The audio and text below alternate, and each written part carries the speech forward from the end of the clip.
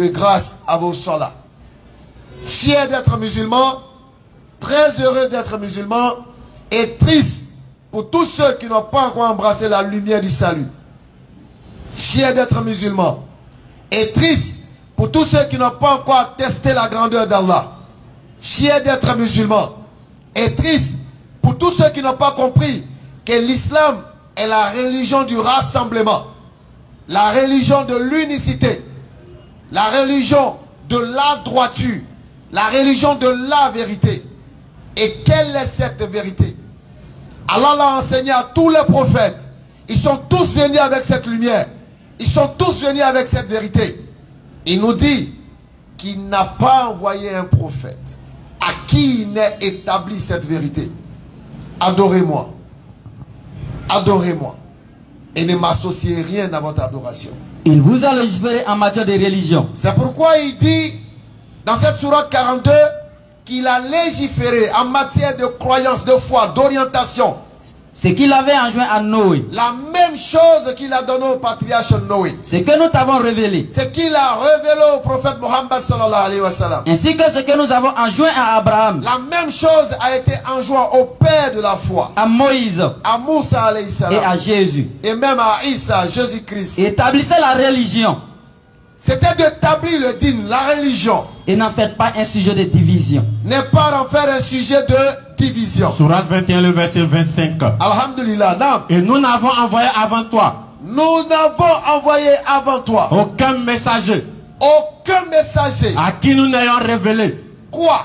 Point de divinité en dehors de moi. Voici la vérité. Point de divinité en dehors de moi. Point de divinité en dehors d'Allah. Entourez-moi donc. Et prosternez-vous devant ma face.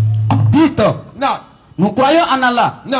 Et en ce qu'on a révélé. Non. Et en ce qu'on a fait descendre vers Abraham. À Ismaïl. Non. À Isaac. Non. À Jacob. Non. Et les tribus. Et les tribus. Et en ce qui a été donné à Moïse. Et à Jésus. Et en ce qui a été donné aux prophètes.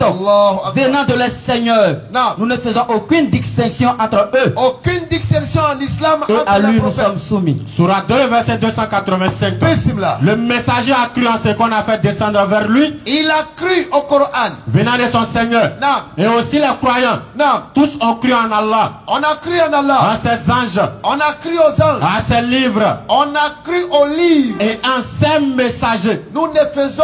En disant. Non. Nous ne faisons aucune distinction entre ces messagers. Nous croyons en tous les livres. Nous croyons en tous les messagers. Nous ne faisons aucune distinction entre les messagers. Voici la beauté de l'islam. Voici la beauté de l'islam. La reconnaissance de tous les messagers d'Allah comme étant des êtres humains venus apporter la lumière de la guidance à chaque peuple vers lequel ils ont été envoyés.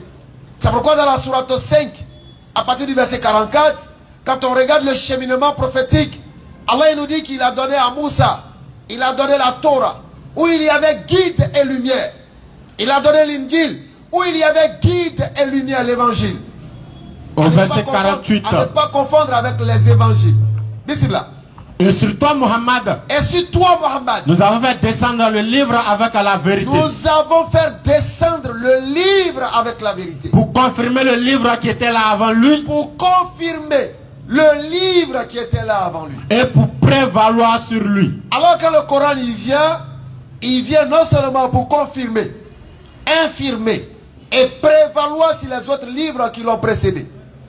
Voici la position du Coran.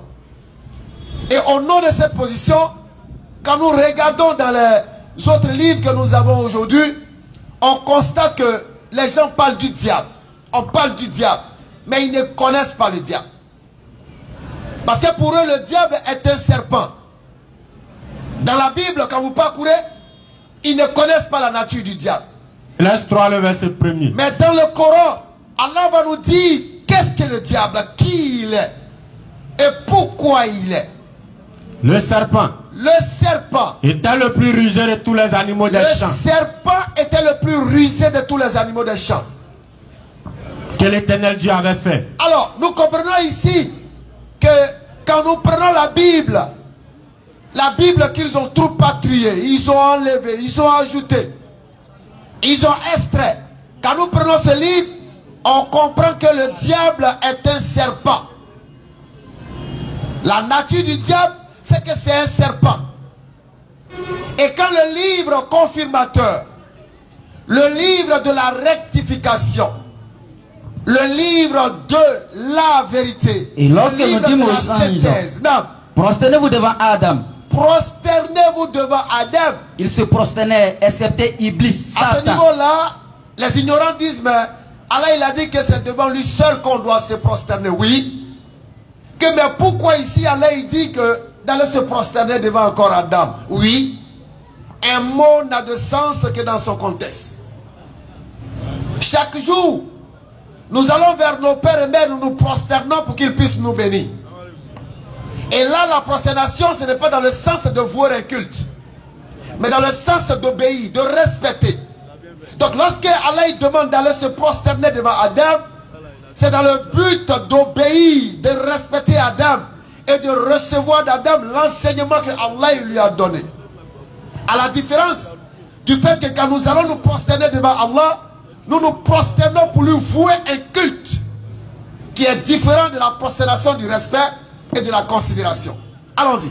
Il se prosternait, excepté Iblis, Satan. Malgré qu'il a commencé, il est toujours en retard. Il se prosternait devant Adam dans le but d'apprendre.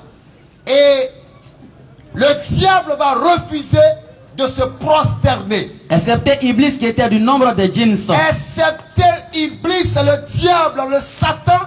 Qui était du nombre des djinns. Qui était du nombre des djinns. Donc ici, Allah vient d'établir une position de la nature de Satan. Satan n'était pas un serpent. Effectivement. Satan n'a jamais été un serpent. D'accord. Mais Satan était un djinn. C'est ce que vous appelez communément les génies. Non. Il faisait partie de cette race. C'est leur ancêtre. Effectivement. C'est leur père. C'est clair. Donc voici la nature de Satan. Et écoutez l'enseignement. Toute écriture qui vous dit que Satan était un serpent est une écriture erronée et entachée de la part des hommes. C'est clair. Alors, connaissant la nature de Satan, il va vers Adam, il refuse d'aller apprendre vers Adam. Allahu Akbar. Et il va garder ça en lui. Il va en vouloir au fils de Adam. Il va en vouloir aux enfants de Adam. Et il va tenter même le père Adam lui-même. Surat 7. Surat 7, le verset 14. Et qu'est-ce qui se passe? Accorde-moi un délai, dit Satan. Alors quand il a vu que Allah il a honoré les fils de Adam que nous sommes, il a honoré Adam lui-même. Satan va s'enfler d'orgueil. Effectivement. Il dit à Dieu, accorde-moi un délai. Jusqu'au jour où ils seront ressuscités. Jusqu'au jour de la résurrection. Allah dit, non. Tu es de ceux à qui le délai est accordé. Tu es de ceux à qui le délai est accordé comme il l'a accordé aussi aux êtres humains. Puisque tu m'as mis en erreur, dit Satan. Écoutez cette partie. Puisque tu m'as mis en erreur, dit Satan. Puisque tu m'as induit en erreur, dit Satan. Subhanallah. Je m'assoirai pour eux sur ton droit chemin. Parce que pour Satan, comme Allah il est omniscient, il pouvait l'empêcher de commettre cette faute-là. Oh, tu es doté de raison. Effectivement. Tu es doté de la capacité de pouvoir choisir entre le bien et le mal. C'est clair. Tu sais ce que j'aime et tu sais ce que je n'aime pas. Alors si je te donne un ordre, tu dois obéir, tu le sais. Tu es différent des anges. Non. Alors il veut maintenant retourner la barre sur Allah pour accuser Allah. Puisque tu m'as dit en erreur, dit Satan. Subhanallah. Je m'assoirai pour eux sur ton droit chemin. Je m'assoirai pour eux sur ton droit chemin. Puis, je les laisserai de devant, Allahu Akbar, de derrière, de la droite et de la gauche. Alors pour dire aux autres, écoutons, que Satan en réalité il n'a pas de pouvoir propre à lui. Allahu Akbar. Le pouvoir qu'il dit détenir dépend de la volonté d'Allah. Effectivement. C'est pourquoi Allah il interpelle l'homme. Il lui a donné la capacité de choisir. Donc si tu choisis la voie de Satan, Allah il va te donner ce qu'il y a là-bas. Effectivement. Si tu choisis la voie d'Allah, Allah il va te donner ce qu'il y a sur sa voie. C'est clair. Bismillah. Puis, je les asseillerai de devant. Je me l'asseillerai de devant. De derrière. De la droite. Et de la gauche. Et pour la plupart, tu ne les trouveras pas reconnaissants. Sors de là, dit Allah. Non. Banni et rejeté. Alors Satan a été chassé. Quiconque te suit parmi eux, dans sa colère, il a été chassé et Allah continue d'établir les bases. Quiconque te suit parmi eux, quiconque parmi les enfants de Adam vont te suivre. De vous tous, tous ceux qui te suivront dans ta voie du shirk, j'emplirai l'enfer. Tous ceux qui te suivront dans la désobéissance, quelle que soit la désobéissance, Nam. tous ceux qui te suivront et qui mourront sur cette voie de désobéissance, de vous tous j'emplirai l'enfer. Tu ne vas pas dire que tu n'as pas été averti. C'est clair. Tu as été averti. Effectivement. Et voici la preuve de ton avertissement. Nam. J'emplirai l'enfer de tous ceux qui te suivront. Allahu Akbar. Mais vas-y. Oh Adam, Non. habite dans le paradis. Habite le paradis. Toi et ton épouse. Toi et ton épouse. Et mangez-vous deux à votre guise. Mangez à votre Et guise n'approchez pas de l'arbre que voici. la connaissance. Sinon, vous serez du nombre des injustes. Alors Satan dans sa colère va chercher à déshabiller Adam et son épouse Subhanallah. de ce vêtement de la piété. Puis, Non. le diable, Non. afin de leur rendre visible ce qui leur a été caché, leur nudité, Allahu Akbar. leur chuchota en disant: Il chuchota was à leur oreille. votre Seigneur Non. ne vous a interdit cet arbre que pour vous empêcher de devenir des anges Allahu ou Akbar. d'être immortels. Mais comment Allah peut empêcher Adam de devenir un ange alors qu'il dit à Adam qu'il est supérieur même aux anges? Allahu Akbar. Ça veut dire que Satan c'est un menteur. Effectivement. Il utilise certaines choses pour nous induire en erreur avec son mensonge. Effectivement. Et il veut miroiter cela à Adam. C'est clair. Et qu'est-ce qui se passe? Allons-y. Il leur jura. Alors qu'il est, Jura. il leur jura en disant Vraiment. qu'il est leur meilleur conseiller. Jean-Lui dit la vérité.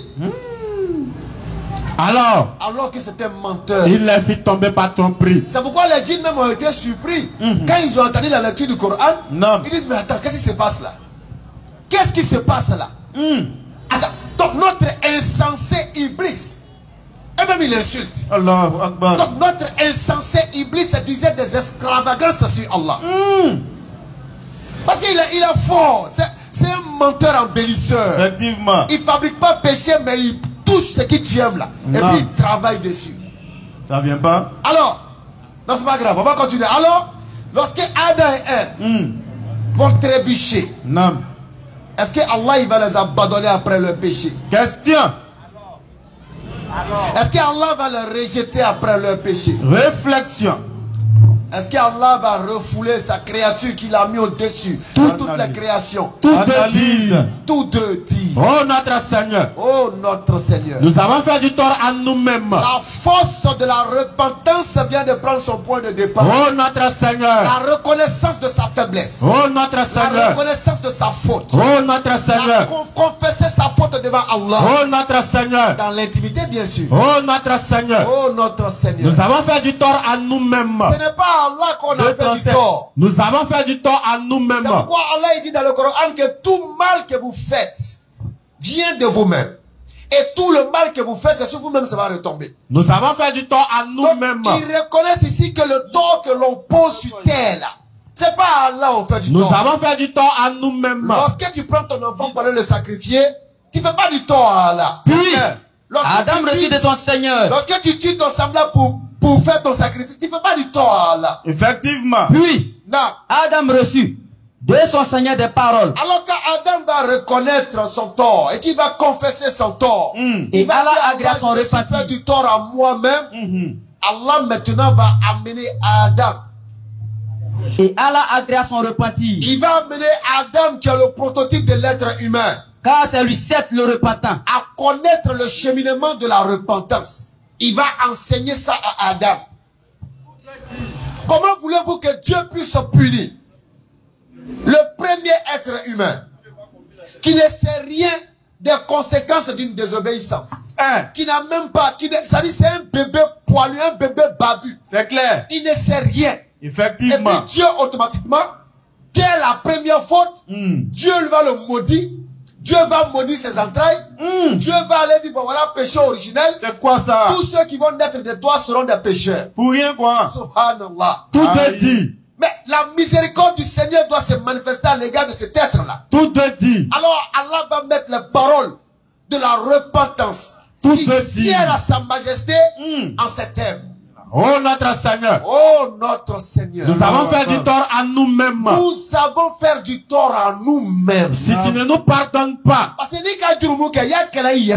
si tu ne nous pardonnes pas. La drogue que tu fumes ne détruit pas Allah. C'est toi ça détruit. Nous avons fait du tort à nous-mêmes. L'alcool que tu bois ne détruit pas Allah. Nous avons fait du tort à nous-mêmes. La fornication, l'adultère, quand il lance ce terrain, tu bousilles. C'est pas l'un d'Allah. Nous avons fait du tort à nous-mêmes. Donc tous les péchés que tu fais là, c'est à toi-même tu fais le tort. Nous avons fait du tort à nous-mêmes. Nous avons fait du tort à nous-mêmes. Et si tu ne nous pardonnes pas. Si tu ne nous pardonnes pas. Et ne nous fais pas miséricorde. Et si ta miséricorde ne s'ouvre pas. Nous serons très certainement du nombre des pertes. Nous sommes foutus parce que seule ta miséricorde. Et Allah agrée son repentir. Pourra ouvrir toutes les portes du paradis. Et Allah agrée son repentir. Allah va accepter le repentir de Adam. Car c'est lui certes le repentant, le miséricordieux. Et lorsqu'on dit si c'est lui certes le repentant, écoutons l'enseignement. Ça ne veut pas dire qu'Allah il se confesse.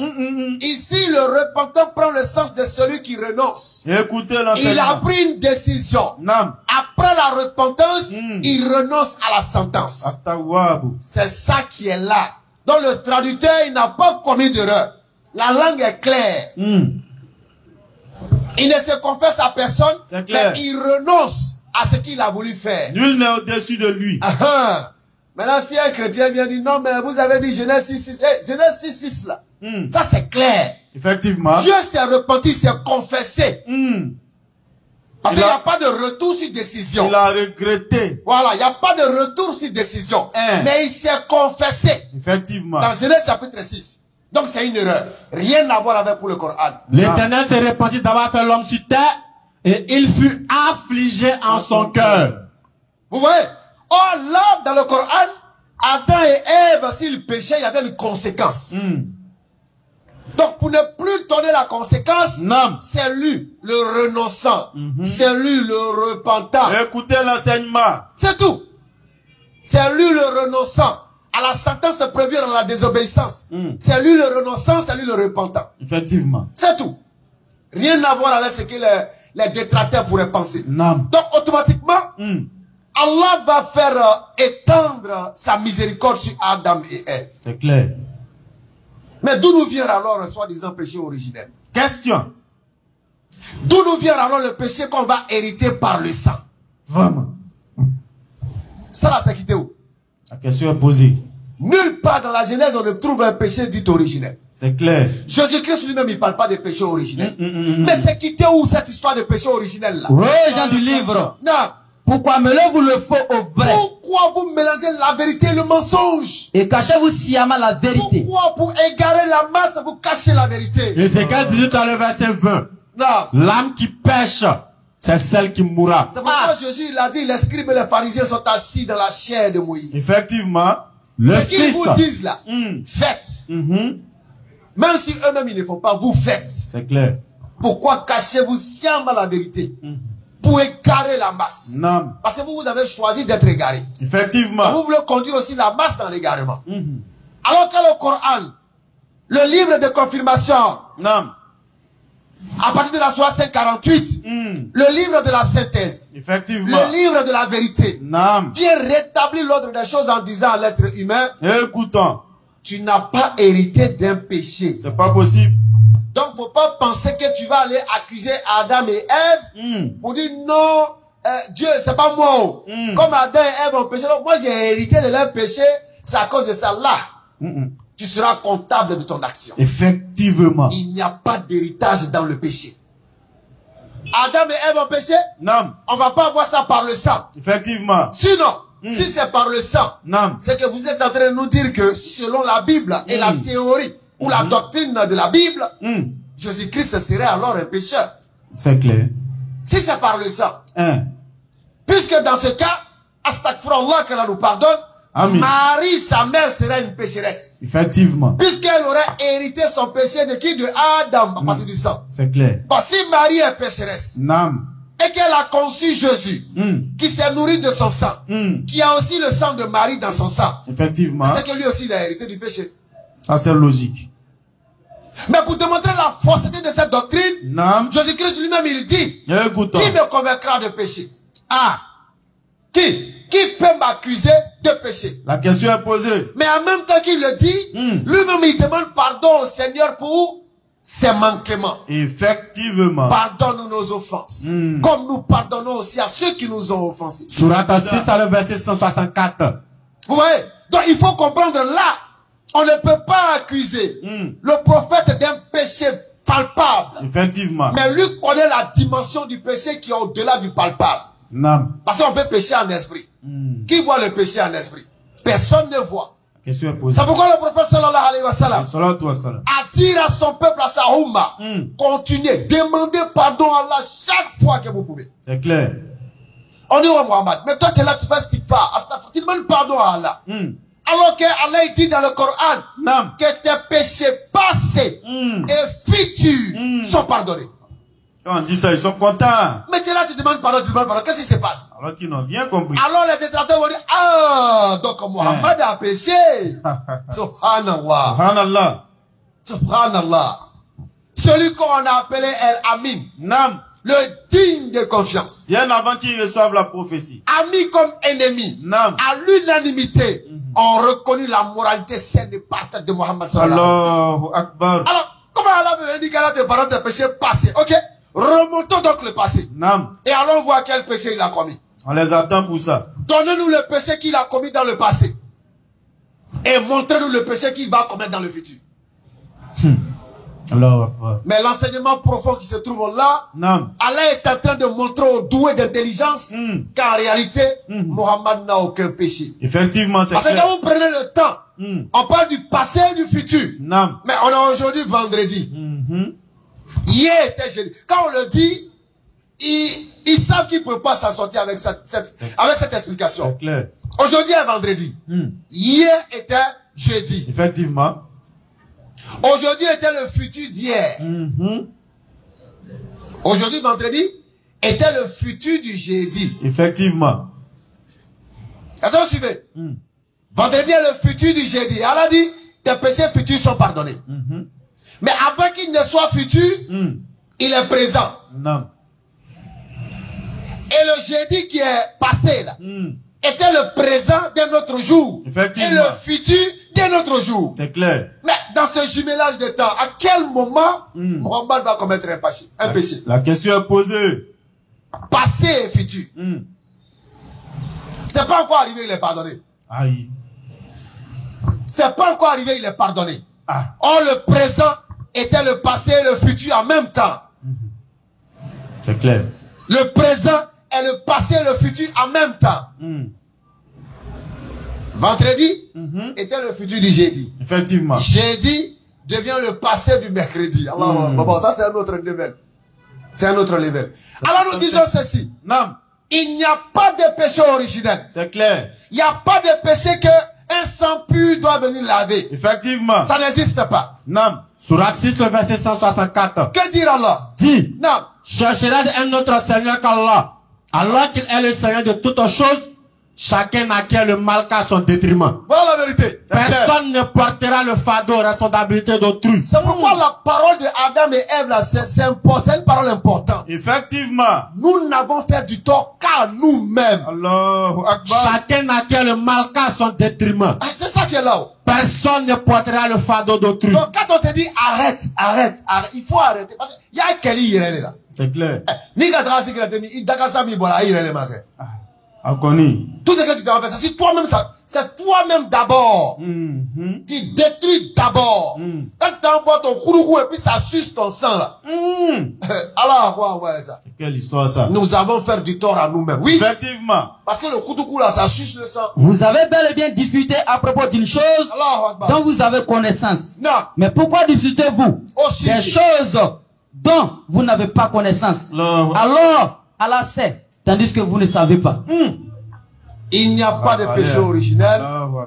Il n'y a aucun prophète de Dieu qui est venu pour mourir, pour verser son sang, pour sauver les êtres. Jamais de la vie. Il n'y a pas un Dieu qui s'est humanisé pour venir sauver les êtres humains. Effectivement. Et il n'y a aucune preuve pour étaler toutes ces allégations. C'est clair. Voici la vérité que nous sommes partagés avec vous. Effectivement. Comme nous sommes pris par le temps. Non. Et que le retardateur professionnel Mohaza Ibn Jabal, malgré qu'il a commencé là, Nous allons lui passer la parole, Inch'Allah.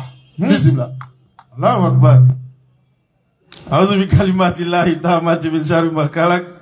Bismillahillazi la yadurru ma ismihi shay'un fil ardi wa la fis samaa'i wa huwa as-sami'ul 'alim. Subhanaka la ilma lana illa ma 'allamtana innaka antal 'alimul hakim. Wa bizidna ilma ya karim. Rabbi ishrah li sadri wa yassir li amri. Wahlul 'uqdatan min lisani yafqahu qawli. Assalamu alaykum wa rahmatullahi wa barakatuh. Wa alaykum salam wa rahmatullahi wa barakatuh. Alhamdulillah, mon frère a très bien parlé, sauf la partie où il dit ici que t'as la terre. Ouais. Sinon, tout le reste était bon. Et l'enseignement était donné pour quiconque recherche l'enseignement. Parce que chers frères et sœurs en islam et chers frères et sœurs en Adam, sachez que nul ne rentrera au paradis sans la miséricorde d'Allah, comme nous avons pour habitude de le dire. Et cette miséricorde-là, elle s'obtient par des efforts. Et nous sommes bientôt dans le mois de l'effort. Et bien avant le mois de l'effort, l'homme a été créé pour l'effort. Regardez, lorsqu'on se réveille matin tôt, et j'aime revenir sur cet enseignement-là. Lorsqu'on se réveille tôt le matin, souvent même à 5 heures ou même avant 5 heures du matin, regardez les arrêts de bus comme ils sont bondés de monde. Regardez les arrêts de taxis communaux comme ils sont bondés de monde. Tout le monde est en train de partir chercher Dunia. On est en train de partir chercher ce qui est éphémère. Certains sont en train d'aller chercher d'autres choses. Mais toujours est-il que c'est ce qui est éphémère qu'on est en train d'aller chercher. Lorsqu'on se réveille à 16 heures, on va dire même à l'aube, dans la nuit, à 4 heures du matin, 3 heures du matin pour certains. On se tape les rangs de bus, les rangs de taxis communaux, tout ça pour aller chercher ce qui est voué à disparaître. Effectivement. Mais lorsqu'il s'agit de ce qui est voué à durer, à perdurer éternellement, là on dit non, là il va nous aider, là il va nous pardonner. Mais pourquoi nous sommes aussi mauvais avec nous-mêmes, chers frères et sœurs? D'aucuns se refusent à réfléchir. Ils suivent leur passion. Ils suivent les soi-disant, n'est-ce pas, prédicateurs de rue. Les soi-disant personnes qui appellent à un égarement évident. Comme mon frère le disait tout à l'heure, qui appellent à, n'est-ce pas, un laxisme religieux. Et quel est ce laxisme religieux-là? Ne pas faire d'efforts. Parce que depuis Adam est venu, il a péché. Et ce péché-là est venu être nettoyé par un homme qu'on appelle Jésus-Christ. À partir du moment où tu crois au sang de Jésus-Christ, tu peux commettre tous les péchés que tu veux. Tu es déjà justifié par le sang de Jésus-Christ. Ça, c'est un manque de respect vis-à-vis de celui qui a créé les cieux et la terre. À savoir qu'il serait incapable de pardonner à ses créatures sans pour autant verser le sang d'une de ces créatures qui est la plus innocente dans son peuple, c'est-à-dire un prophète. Parce que le prophète, comme mon frère l'a dit tout à l'heure, il ne pêche pas. Le prophèète, il est exempt de péché, il est pur. Et tous les prophètes sont exempts de péché, ils sont purs. À l'instar de Jésus-Christ qui vient vers les enfants d'Israël. Et on vous enseigne que c'est Jésus-Christ-là. Il est venu mourir pour pardonner les péchés des gens. On dit, tu peux commettre tous les péchés que tu veux. Il a dit. On entend un soi-disant prédicateur. Ils l'ont dit. C'est plutôt un prédicateur de l'enfer, oui. Parce que c'est lui qui dit, tu vas à Bel Air à Yopougon. Tu vas avec une prostituée. Vous partez accomplir votre sale besogne. Vous deux, vous mourrez. Elle va en enfer, toi tu vas au paradis. Subhanallah. Et quelle est la différence entre vous deux? Elle n'a pas cru au sang de Jésus, toi tu as cru au sang de Jésus. Subhanallah. Regardez comme ils sont en train d'appeler les gens vers l'égarement. Tout ça pour refuser de faire des efforts. Et lorsque vous verrez un homme ou une femme aller vers ce genre de prédicateurs-là, sachez qu'en réalité, ils ne veulent pas faire d'efforts. C'est clair. Lorsque vous verrez des gens aller vers ce genre de doctrines religieuses, sachez qu'ils ne veulent pas faire d'efforts. C'est clair. Alors qu'ils font des efforts pour ce qui est voué à disparaître. Mais comment on arrive à comprendre ça? Tu vas rechercher Dunia, c'est-à-dire la vie mondaine, la vie terrestre qui est éphémère. Alors que rien ne prouve que tu vas profiter de ce que tu vas avoir, du gain de cette vie éphémère. Effectivement. Tu vas te taper un rang de 90 minutes, 1h30. Tu vas aller dans un boulot que tu vas faire pendant 25 ans de ta vie pour certains. D'autres même ont eu 40 ans de service dans des entreprises. Mais à la fin, ils n'arrivent même pas à profiter de tous ces efforts qu'il a fait. Effectivement. Parce qu'il n'y a pas de justice dans cet effort-là. Le seul effort où il y a une justice, c'est l'effort pour plaire à son créateur. Parce que là, le plus méritant n'est pas le plus riche. Celui qui travaille à la zone ici pendant, n'est-ce pas, de 8 heures, souvent à 22 heures. Il enchaîne de 22 heures à 8 heures. Il n'est pas le plus riche de l'entreprise. C'est clair. Il recherche à travers ce qu'Allah t'a donné. La demeure dernière. Effectivement. Voilà, tant ça nasib kamina dunya. Mais n'oublie pas ta part dans cette dunya. Et cette part-là, nous devons l'avoir avec la crainte d'Allah. Mais c'est pas ça le sujet. On va chercher ce qui est éphémère, ce qui est voué à disparaître. Mais lorsqu'il s'agit de rechercher ce qui va, n'est-ce pas, perdurer, là, on est dans un laxisme religieux. Et là, il le dit dans le Coran. nul ne pourra accéder à la miséricorde d'Allah sans effort. Sourate 7, le verset 156. Bien avant ça, mon frère l'a dit tout à l'heure. Lorsque nos pères Adam et notre mère Hawa avaient commis l'erreur qu'ils avaient commis, et quand Allah a mis dans leur bouche des paroles de repentance, regardez ce qu'ils disent dans ces paroles-là. Rabbana, zolamna anfusana, nous nous sommes fait du tort à nous-mêmes. Wa ilan taghfir lana wa tarhamna, la miséricorde d'Allah. Si tu ne nous fais pas miséricorde, si tu ne nous pardonnes pas, et si tu n'as pas pitié de nous, nous serons perdants. Mais combien de fois nous faisons, chers frères et sœurs, pour acquérir cette miséricorde d'Allah? Alors que dans la sourate 7, au verset plutôt 56 que les frères vont lire tout à l'heure, vous allez voir à qui appartient la miséricorde d'Allah. Et nous allons voir tous ensemble quelle est notre place vis-à-vis de cette miséricorde d'Allah. On me cale aussi la sourate 2, verset 260. Sourate 7, verset 56, allons-y. Et ne semez pas la corruption sur la terre. Ne semez pas la corruption sur la terre. Et la corruption elle est à plusieurs niveaux. Tout mal est une corruption dans la religion. Effectivement. Tout mal que nous commettons est une corruption que nous faisons à la surface de cette terre-là. Alors, il nous défend de semer la corruption sur la terre. Allons-y. Après qu'elle a été réformée. Non. Et invoquez-le avec crainte et espoir. Invoquons Allah avec crainte et espoir. Car la miséricorde d'Allah est proche des bienfaisants. La miséricorde d'Allah en réalité, inna rahmatallahi qaribun minal muhsinin. La miséricorde d'Allah est proche de ceux qui sont bienfaisants. Toi qui te complais dans ton péché, toi qui es assis, tu ne veux pas arrêter de commettre la fornication, l'adultère. Tu ne veux pas arrêter de fumer la cigarette, la drogue et la chicha. Tu ne veux pas arrêter de faire des belledromes dans tes lieux de séjour. Toi tu bois quelque chose qui est en train de te tuer. Et lorsqu'on t'interpelle, lorsqu'on te fait le rappel qui est censé te profiter parce que tu dis que tu crois en Allah, tu dis Allah il est tout miséricordieux, Allah il va me pardonner. Alors que la miséricorde d'Allah doit être proche des bienfaisants selon la parole d'Allah elle-même. Mais Allah il ne nous laisse pas comme ça. Il nous donne l'exemple de son ami intime. Sourate 2, verset 260. On a pour habitude de croire souvent que les prophètes ont été élevés comme ça parce qu'ils ont été élevés. Mais on oublie qu'ils ont aussi fait beaucoup d'efforts. Allah les a éprouvés par plusieurs commandements. Allah les a soumis à plusieurs épreuves. Et lorsqu'ils ont passé ces épreuves-là, Allah les a fait bénéficier de sa grande miséricorde. Allah les a élevés au rang où ils ont été élevés. De sorte à ce qu'ils soient des exemples, des imams pour tout l'univers.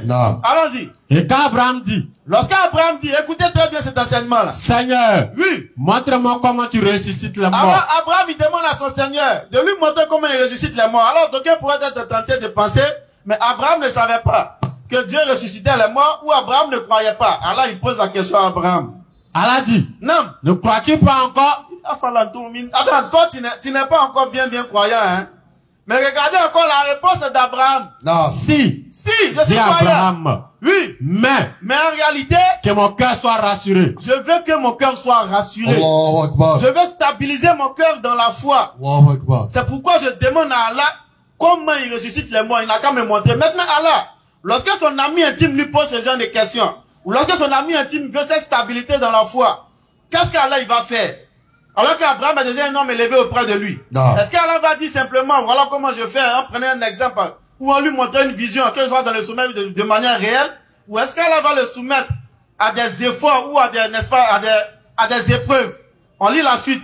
Prends donc. Alors Allah va le soumettre effectivement à des épreuves. Allah lui dit. Prends donc, dit Allah. Non. Prends donc 4 oiseaux. 4 oiseaux. Attends d'abord. Prends donc 4 oiseaux. 4 oiseaux. Ma blague.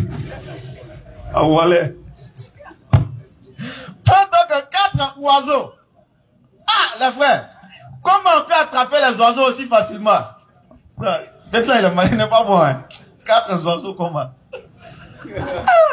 Non, c'est pas 4 oiseaux. 4 oiseaux. C'est quelle liaison qu'on y a qu'à ça? Oh, il m'a cassé. Chers frères et sœurs, méditons un peu sur le fait d'attraper les oiseaux. Est-ce qu'il est facile ou est-ce qu'il est chose aisée de pouvoir attraper un oiseau? Parce que les oiseaux, non seulement ils volent. Alors il prend l'exemple d'une simple mouche. Si la mouche nous dérobe de quelque chose, on serait incapable de la reprendre. Parce que la mouche est capable de voler là où nous ne pouvons arriver, nous les êtres humains. Quand bien même les oiseaux. Alors Allah il soumet Abraham à cette épreuve-là. Il faut attraper 4 oiseaux. Et les savants nous disent même que ce sont des oiseaux de races différentes. Pour dire qu'il ne peut pas aller, il va attraper 4 pigeons, il va dire attraper 4 oiseaux. Non. Il doit attraper 4 oiseaux de races différentes. Ah, le Koyaka là. Vraiment. 4 oiseaux de races différentes. Lorsqu'Abraham, il finit d'attraper ces 4 oiseaux de races différentes. Alors il dit ce qui suit. Apprivoise-les. Et coupe-les. Attends d'abord, allons mollo. Apprivoiser chien, on peut le faire.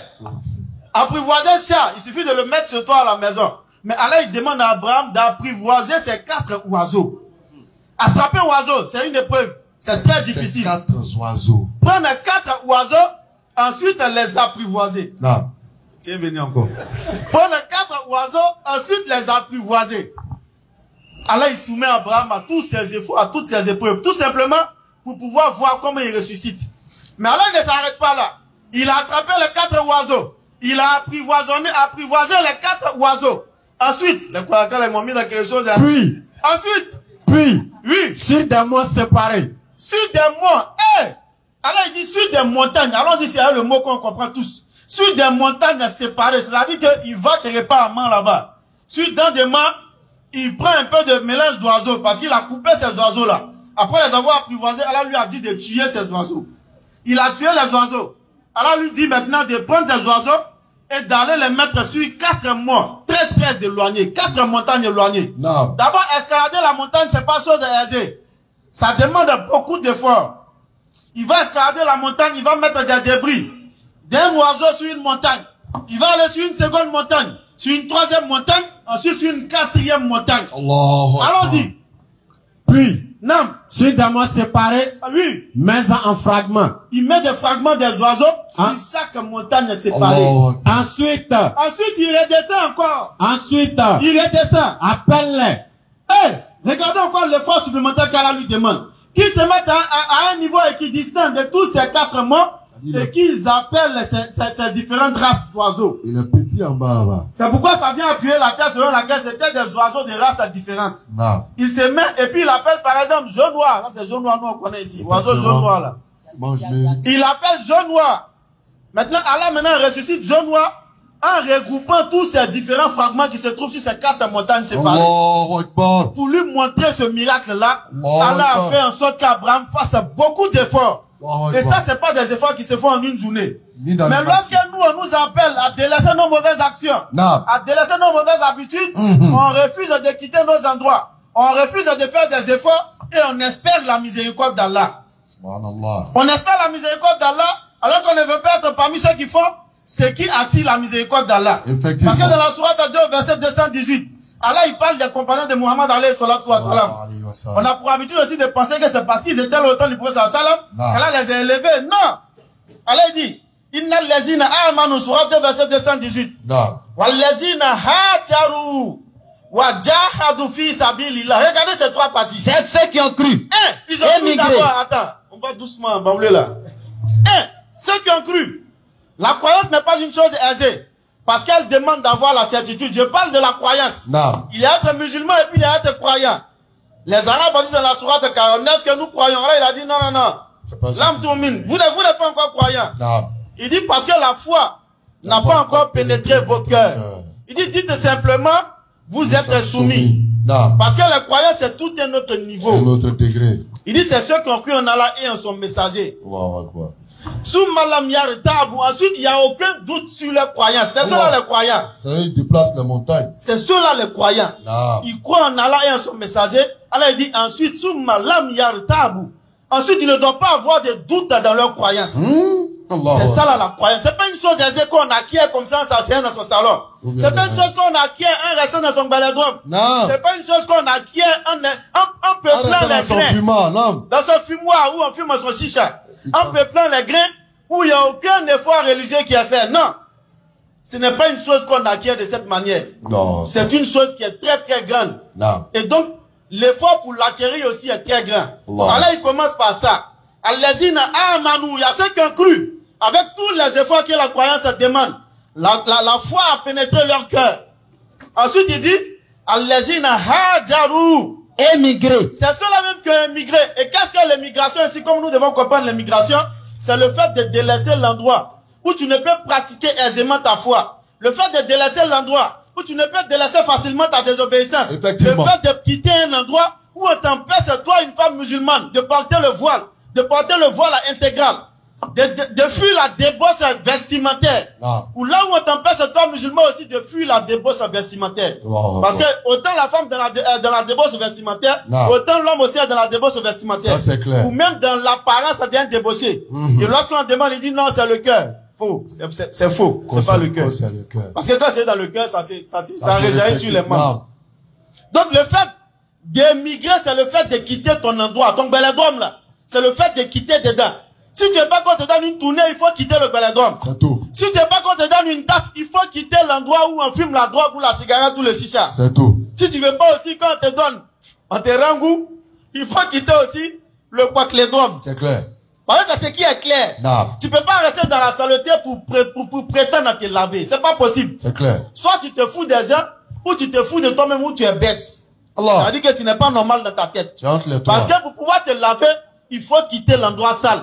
Même si tes vêtements seront sales, tu vas une fois dans l'endroit propre, enlever ces vêtements-là, ensuite te laver ou même laver tes vêtements. Allah. Donc Allah dit, ils ont cru avec tout l'effort que la croyance demande. Non. Ensuite, ils ont émigré, ils ont quitté l'endroit où ils ne pouvaient pas pratiquer leur foi aisément.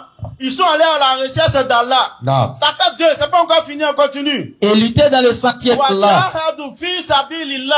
Ensuite, ils ont fait des efforts. Ils ont accompli ce que Nabi alayhi salatu wa salam a appelé le toit de la religion. Parce qu'il a dit la religion est tel un édifice. Exactement. Donc le sous-bassement est la ilaha illallah. Non. Le sous-bassement de la... Il n'y a point de religion sans unicité d'Allah. Ça c'est clair. Je parle bien sûr des religions venues d'Allah. Non. Point de religion sans tawhid. Tu peux pas prétendre être musulman si tu n'as pas le tawhid. Effectivement. Tu peux pas prétendre suivre la voie des prophètes ou du prophète alayhi salatu wa salam si tu n'es pas dans le tawhid. Effectivement. Donc le sous-bassement c'est le tawhid. Non. Ensuite il a dit que les piliers c'est la salat. Tu n'es pas dedans, tu n'es pas dedans. Tu refuses d'accomplir la salat sciemment, tu n'es pas musulman. Il n'y a pas de discussion dedans. Tu dis toi et moi je prie pas. Non. Même si tu dis là il est là, tu n'es pas musulman. C'est clair. Parce que la salat c'est les piliers de cette religion là. Exactement. Après le hadith de Nabi alayhi salatu wa salam. Ensuite il clôture en disant que le toit de la religion c'est le, quand on dit le mot là, on bloque notre direct. C'est quand on attribue aux musulmans là. C'est ça. C'est le fait de faire des efforts, on va dire ça en français. En arabe, tout le monde connaît maintenant. Non. Voilà, parce que quand on entend jahadou, on sait le mot qui découle de ça. Quand on dit, on bloque les directs. Exactement. Koli, tu vois qu'il fait effort, non? Ils ont peur. Il y a encore de moi, on bloque direct à chaque fois. Bismillah. Donc, le toit de cette religion, c'est le fait de faire des efforts pour plaire à son créateur. Allah. Et la troisième chose qu'Allah cite, après avoir cité Allazina amanu, wa allazina hajaru, allazina jahadu fi sabilillah. Il dit, après avoir cru, émigré, ils ont fait des efforts pour la cause d'Allah. Alors, chers frères et sœurs, la question qu'on se pose, quels sont les efforts que nous faisons pour plaire à notre créateur? Réflexion, parce que si nous ne faisons pas d'efforts, nous ne pouvons pas bénéficier de ce qu'ont bénéficié ceux-là à la fin du verset. Allah dit, Ulaïka lezina yarjuna rahmatallah. Ceux-là espèrent la miséricorde d'Allah. Ulaïka lezina yarjuna rahmatallah. C'est ceux-là dont la miséricorde d'Allah est une espérance pour eux. Après avoir fait tous ces efforts-là, c'est ceux-là qui ont la miséricorde d'Allah. Et c'est ce qu'Allah nous enseigne, chers frères et sœurs. Et il y a encore plein de versets comme ça. Le verset des épreuves. Lorsqu'Allah nous dit que nous serons éprouvés par toutes choses. وَلَنَبَلُوَنَّكُمْ بِشَيْءٍ مِنَ الْخَوْفِ وَالْجُوعِ وَنَقْصٍ مِنَ الْأَمْوَالِ وَالْأَنْفُسِ وَالثَّمَرَاتِ. Allah dit وَبَشِّرِ الصَّابِرِينَ الَّذِينَ إِذَا أَصَابَتْهُمْ مُصِيبَةٌ قَالُوا إِنَّا لِلَّهِ وَإِنَّا إِلَيْهِ راجعون. Parlez rapidement, je vois le modérateur déjà prêt. Allah dit à la fin أُولَٰئِكَ عَلَيْهِمْ صَلَوَاتٌ مِنْ رَبِّهِمْ وَرَحْمَةٌ. C'est ceux-là qui bénéficient des bénédictions ainsi que de la miséricorde de leur Seigneur. Parce qu'ils ont traversé les épreuves avec brio. Ils n'ont pas pris les épreuves comme une malédiction. Ils n'ont pas pris les épreuves comme un sujet de preuve pour eux. Je suis éprouvé, c'est parce que mon Seigneur ne m'aime pas. Non. Ils ont pris les épreuves, comme une cause d'élévation. Ils ont supporté les épreuves. Ils ont dit, nous sommes à Allah et c'est vers Allah que nous retournerons. Allah dit que c'est ceux-là qui ont les bénédictions de leur Seigneur ainsi que sa miséricorde, chers frères et sœurs. On dit on va dans Ramadan pour chercher la miséricorde d'Allah. Voilà les étapes pour acquérir la miséricorde d'Allah. Il y a encore plein d'autres versets comme ça. Mais on va mettre une pause. Et puis une autre fois, Inch'Allah, revenir sur les efforts à faire pour obtenir la miséricorde d'Allah. En utilisant même l'histoire des jeunes de la caverne. On va se calmer sur ce verset. Qui ont demandé la miséricorde d'Allah. Allah. Rabbana atina min ladunka rahma. On va voir la panoplie d'efforts qu'Allah leur a demandé afin d'obtenir cette miséricorde d'Allah. Effectivement. Sur ce, On va passer, Inch'Allah, au cousin de Poissy. Qu'Allah nous maintienne dans la droiture, qu'Allah nous maintienne dans la droiture, qu'Allah nous fortifie. Bismillah, Assalamu alaikum wa rahmatullahi wa barakatuh. Nous sommes à la série de questions. Il y a des frères qui passent. Pour ceux qui veulent poser leurs questions, vous pouvez vous approcher des frères. Et il y a un frère Sénoufo qui a posé une question. Donc, il demande si tu crois en Allah. Lui, il croit en Allah. Et que le fait de croire en Allah, pour lui, il ne fait pas de bonne œuvre, mais il croit en Allah. Est-ce qu'il va rentrer au paradis? Ou bien il va en enfer? Mais c'est quoi croire en Allah? C'est quoi? Quand on dit quelqu'un croit en Allah, là, c'est quoi? Parce que le cœur a attesté, il faut que les membres puissent témoigner. Mais les membres témoignent en quoi faisant? En obéissant aux bonnes actions que le croire en Allah recommande. Donc les deux vont de pair. Croire en Allah, c'est se soumettre à la volonté et au désir d'Allah. Surah 2, le verset 177. Que dit Allah? La bonté pieuse ne consiste pas à tourner vos visages vers le levant, le couchant. Non. Mais la bonté pieuse est de croire en Allah, au jour dernier, aux anges, aux livres et aux prophètes, de donner de son bien, quelque amour qu'on en ait, aux proches, aux orphelins, aux nécessités, aux voyageurs indigents et à ceux qui demandent l'aide et pour délier les jougs. D'accomplir la salat, et d'acquitter la zakat. Et ceux qui remplissent leur engagement lorsqu'ils se sont engagés. Là, comme c'est beaucoup. Ceux qui sont endurants dans la misère, la maladie, et quand les combats font rage. Les voilà les véridiques, les voilà les vrais pieux. Donc, les véridiques en quoi? Au fait de dire, je crois en Allah là. Voilà le sens. Quand tu dis, moi je crois en Allah, voilà ce que tu dois faire pour attester que ton cœur a dit vrai. Ni terminant, tu es un hypocrite. Si tu ne remplis pas ces conditions-là, c'est que ton je crois en Allah est de façade. C'est un iceberg, juste de façade. Mais la profondeur là, tu n'as même pas ça. Donc croire en Allah, c'est accomplir ce qui est en accord avec croire en Allah. Dis, si vous aimez vraiment Allah, suivez-moi. Allah vous aimera alors et vous pardonnera vos péchés. 49-14 est bon. Donc croire en Allah, c'est ça qui est là. Je précise qu'il dit que si tu as le tawhid, c'est qu'il avait un hadith qui dit que si tu as le tawhid, Allah va te mettre en enfer, mais de toute façon, tu vas finir au paradis. D'accord, il est au taux là. Tu vas voir, si on t'a dit l'enfer là, c'est un séjour de balles poussière. Vas-y. Surat 49, le verset 14. Pour que tu puisses tester toi-même ce qui t'attend, prends une lame. Et puis commence à te taillader. C'est-à-dire en douceur quoi. Hein? Comme c'est tellement aisé. Quand tu as taouli dans ton cœur. C'est qu'elle a dit donc, ça. Tu es allé en enfer et puis tu as sorti. Si tu savais ce que c'est que l'enfer dont on parle, tu n'allais même pas souhaité aller faire une seconde pour revenir. Oh non, comme il y a taoulite. D'accord, faut rester dans ça. Faut pas prier. Faut pas faire tout ce que le croix en Allah recommande là. Faut rien faire de tout ça. Et puis il faut dire, bon, de toute façon, si je crois en Allah, il va me mettre en enfer. Après, il est sorti. Bonne chance. D'ailleurs, c'est quoi il appelle avoir tawhid? Parce que si, pour lui avoir tawhid, c'est être musulman, c'est-à-dire être soumis à Allah, tu peux pas dire que tu es soumis à ton maître sans obéir au commandement de ton maître. C'est quelle soumission farfelue, ça? C'est une soumission bizarre. Hypocrite. Voilà le mot. C'est une soumission bizarre. Parce que croire en Allah, ça même c'est un niveau. Mais être musulman, tout simplement, c'est être soumis à Allah. Être soumis à Allah signifie obéir au commandement d'Allah. On va lire. Les Arabes ont dit ça avant lui. C'est-à-dire ceux qui pensent que l'islam est la religion des Arabes, regardez comment Allah il parle ici. Les Bédouins ont dit. Non, mais c'est les Arabes. C'est Allah dit, dans la version originale, Arabes, la version arabe. Non. Les Arabes ont dit. Ils disent quoi? Nous avons la foi. Les Arabes disent on a la foi. Non. Dis. Allah il dit. Vous n'avez pas encore la foi. Il faut le dire. Vous n'avez pas encore la foi. Dites plutôt.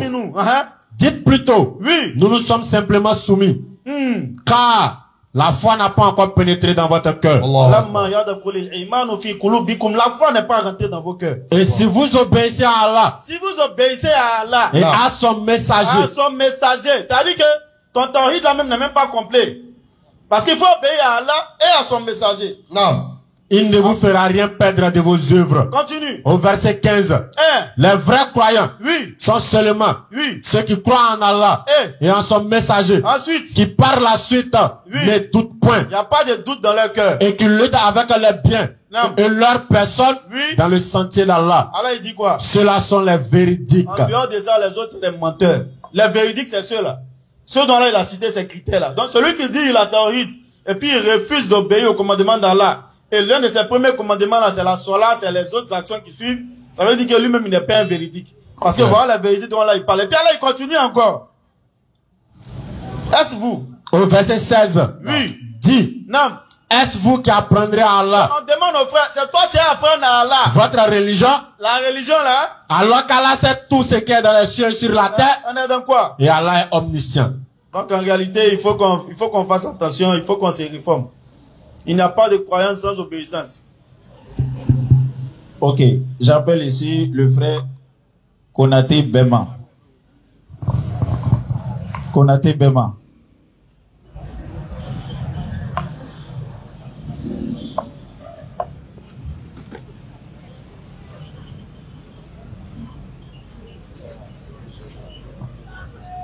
Salam alaikum wa rahmatullah. Salam wa rahmatullah. Moi j'ai une question à poser. Avant-hier, je suivais la vidéo des frères Nourdine Jama sur Facebook et ils ont donné plusieurs versets explicites sans ambiguïté qui ont interdit l'alcool dans la Bible. Mais au même moment, on nous apprend que dans la Bible, le premier miracle de Jésus, c'était la transformation de l'eau en vin. Donc, j'ai une nuance sur cette partie-là. Je veux savoir si tu as noté les versets là. Bon, non, tu as dit les versets sans ambiguïté. Qui interdisent l'alcool dans la Bible. Est-ce que tu as noté ces versets? Non. Ah. Sinon, par des démonstrations, on peut démontrer qu'en réalité, le croyant ne doit pas boire. Par exemple, Luc 1, verset 15, que les frères vont lire. Allons-y. Le bon vin. C'est un baoulé, il aime ça. Luc 1, le verset 15. C'est l'islam qui l'a sauvé. Hein. Car il sera grand devant le Seigneur. Non, il commence au début. Jean-Baptiste. Au verset 13. Mais l'ange lui dit, ne crains point Zacharie, car ta prière a été exaucée. Oui. Ta femme Élisabeth t'enfantera un fils. Non. Et tu lui donneras le nom de Jean. C'est Yahya. Il sera pour toi un sujet de joie et d'allégresse. Et plusieurs se réjouiront de sa naissance. Effectivement. Car il sera grand devant le Seigneur. Oui. Il ne boira ni vin, ni liqueur enivrante. Bon, et il sera rempli de Saint-Esprit dans le sein de sa mère. Ce n'est point un roi le miel aussi. Un proverbe. Proverbe 31 d'abord, sur les versets 5-6. Ça, c'est des versets où on utilise pour démontrer qu'en réalité, celui qui a le Saint-Esprit, celui qui dit servir le Seigneur, ne doit pas consommer ça. Tel que Jean-Baptiste, qui était un prophète de l'Éternel. Il ne boira ni vin, ni boisson alcoolisée. On continue. Ce n'est point un roi le miel. Donnez des liqueurs fortes à celui qui périt. Ah! Je voulais même pas qu'on lise ça d'abord, parce que je voulais venir ça dans la deuxième partie du développement. Mais prends en côté le miel. C'est la même chose, c'est dans la suite. Il faut regarder, tu vas voir. Au verset 4. Ce n'est point oral, ce n'est point au roi le miel. Ce n'est point au roi de boire du vin. Ce n'est point à lui de boire du vin. Ni au prince de rechercher des liqueurs fortes. Ce n'est même pas au prince de chercher des liqueurs fortes. Écoute bien, hein. Continue. De peur. De peur. Qu'en buvant. Oui. Il n'oublie la loi. Donc ça veut dire qu'en buvant, tu vas oublier la loi. Alors que tu as été créé pour obéir à la loi. Proverbe 28, verset 9 vient te dire que celui qui détourne l'oreille pour ne pas écouter la loi, sa prière même est une abomination. Tu comprends? Si tu bois, tu vas oublier la loi. Celui qui détourne l'oreille pour ne pas écouter la loi, sa prière devient une abomination. C'est-à-dire sa prière même est une malédiction pour lui. Donc quand on prend ces versets-là, effectivement, sans ambiguïté, celui qui veut servir l'Éternel ne doit pas boire. Mais en même temps, la Bible, il y a tout et son contraire. Bible, il y a blanc, il y a ce qui n'est pas blanc. Il y a rouge, il y a ce qui n'est pas rouge. Il y a Dieu n'est pas l'homme, il y a Dieu qui est l'homme. C'est eux même qui disent, hein. Ça, c'est eux qui le disent. En même temps, il ne peut pas mentir. Il y a des versets, quand il regarde bien, c'est faux. Bon, ça c'est la Bible. En même temps, quelque part là-bas, Jésus, il y a trop de choses dans la Bible. Donc effectivement, on peut prouver avec des versets clairs que l'alcool n'est pas une bonne chose et l'alcool est interdit aux croyants. Mais en même temps, dans la Bible, ça là, donnez des liqueurs fortes maintenant. Au verset 6. Donnez des liqueurs fortes à celui qui périt. Donnez des liqueurs fortes à celui qui périt comment? Et du vin. Il n'a qu'à boire vin. À celui qui a l'amertume dans l'âme. C'est bien ça, il est découragé, il n'a qu'à boire. Qu'il boive. Qu'il boive. Et oublie sa pauvreté. C'est dans la même Bible. Alors que tout à l'heure, on dit si tu bois, tu vas oublier la loi. Après encore, on dit celui qui a des bas, il faut prendre, tu lui donnes, pour oublier sa pauvreté. Mais c'est quoi? Donc ça, c'est la Bible, ça. Donc le conseil que je donne à tous les frères qui nous suivent, qui suivent nos enseignements, il faut pas affirmer quoi, l'alcool est interdit. Ils vont te donner des liqueurs fortes. Tu dis quoi maintenant? C'est la Bible qui a dit. Donc, ce qu'il faut employer, c'est de dire, on peut prouver dans la Bible que le croyant là, il ne doit pas toucher ni au vin, ni aux boissons alcoolisées. On a pris seulement 2 versets, sinon on peut encore prendre d'autres versets pour démontrer. Mais en même temps, il y a son contraire aussi. Comme toi-même tu l'as dit, Jésus, prenez Jean 2 versets, tu vas voir. Jésus, et puis il finit de transformer là, c'est pas ça seulement, hein. Ils ont limé même. Il a transformé, puis ils ont limé. Mais comme un grand prophète de la trempe de Jésus. Dans la Bible, Jésus buvait. Un grand prophète de la trempe de Jésus. On dit, il ne faut pas le roi et puis le prince vont boire. Parce que s'ils ont bu, ils vont oublier la loi, ils ne vont pas donner le droit des gens. Alors qu'ils considèrent Jésus comme le roi des Juifs. Mais comment? C'est une ambiguïté. C'est-à-dire que c'est une abomination même vis-à-vis d'un grand prophète comme Jésus. Qui vient sur la terre pour conduire le peuple vers le bien.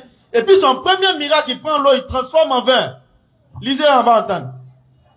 C'est quoi? Pourquoi ils sont méchants à Jésus comme ça? Ils sont trop méchants. Ils ne respectent pas le vieux moral. Allons-y. Et Jésus fut aussi invité aux noces avec ses disciples. Non, il invite, il l'invite. Le vin ayant manqué. On y vient à manquer. La mère de Jésus lui dit. La mère de Jésus lui dit. Ils n'ont plus de vin. Ils envoient maman de Jésus pour dire à Jésus qu'il n'y a plus de vin. Ils sont méchants comme ça. Allons-y. Jésus lui répondit. Femme. Qu'y a-t-il entre moi et toi?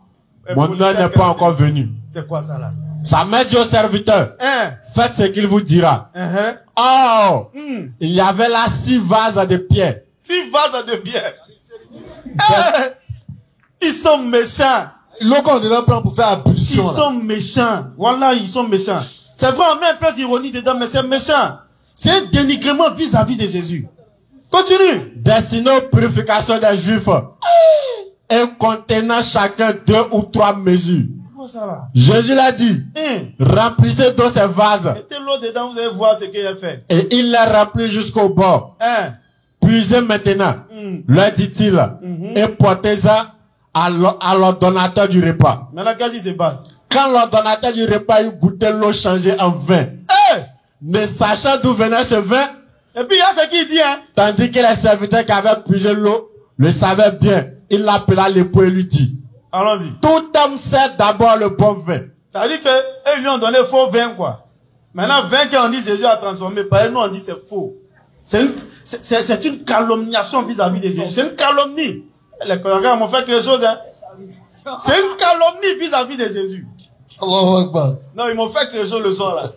Ouais. Tout ça là, c'est Mahmoud. C'est Mahmoud. Et depuis que Mahmoud, la dernière fois, on n'a pas fait réunion. Tu es rentré dans un mouvement, tu es rentré de nous. C'est une calomnie vis-à-vis de Jésus. Une grosse calomnie. Donc le gars dit, tout homme, il a donné un enseignement sur vin. Lisez même, ça c'est parole des baoulés. Tout homme sait d'abord le bon vin. Puis le moins bon après. Là, on doit servir d'abord le bon vin, ensuite les moins bons après. Continue. Après qu'on s'est enivré. Si tu es niané maintenant, tu prends les vins qui sont pas trop bons. Toi, tu as gardé le bon vin jusqu'à présent. Pourquoi vous avez gardé le bon vin là? Il bat comme les autres. Pourquoi vous avez gardé le bon vin là? Continue.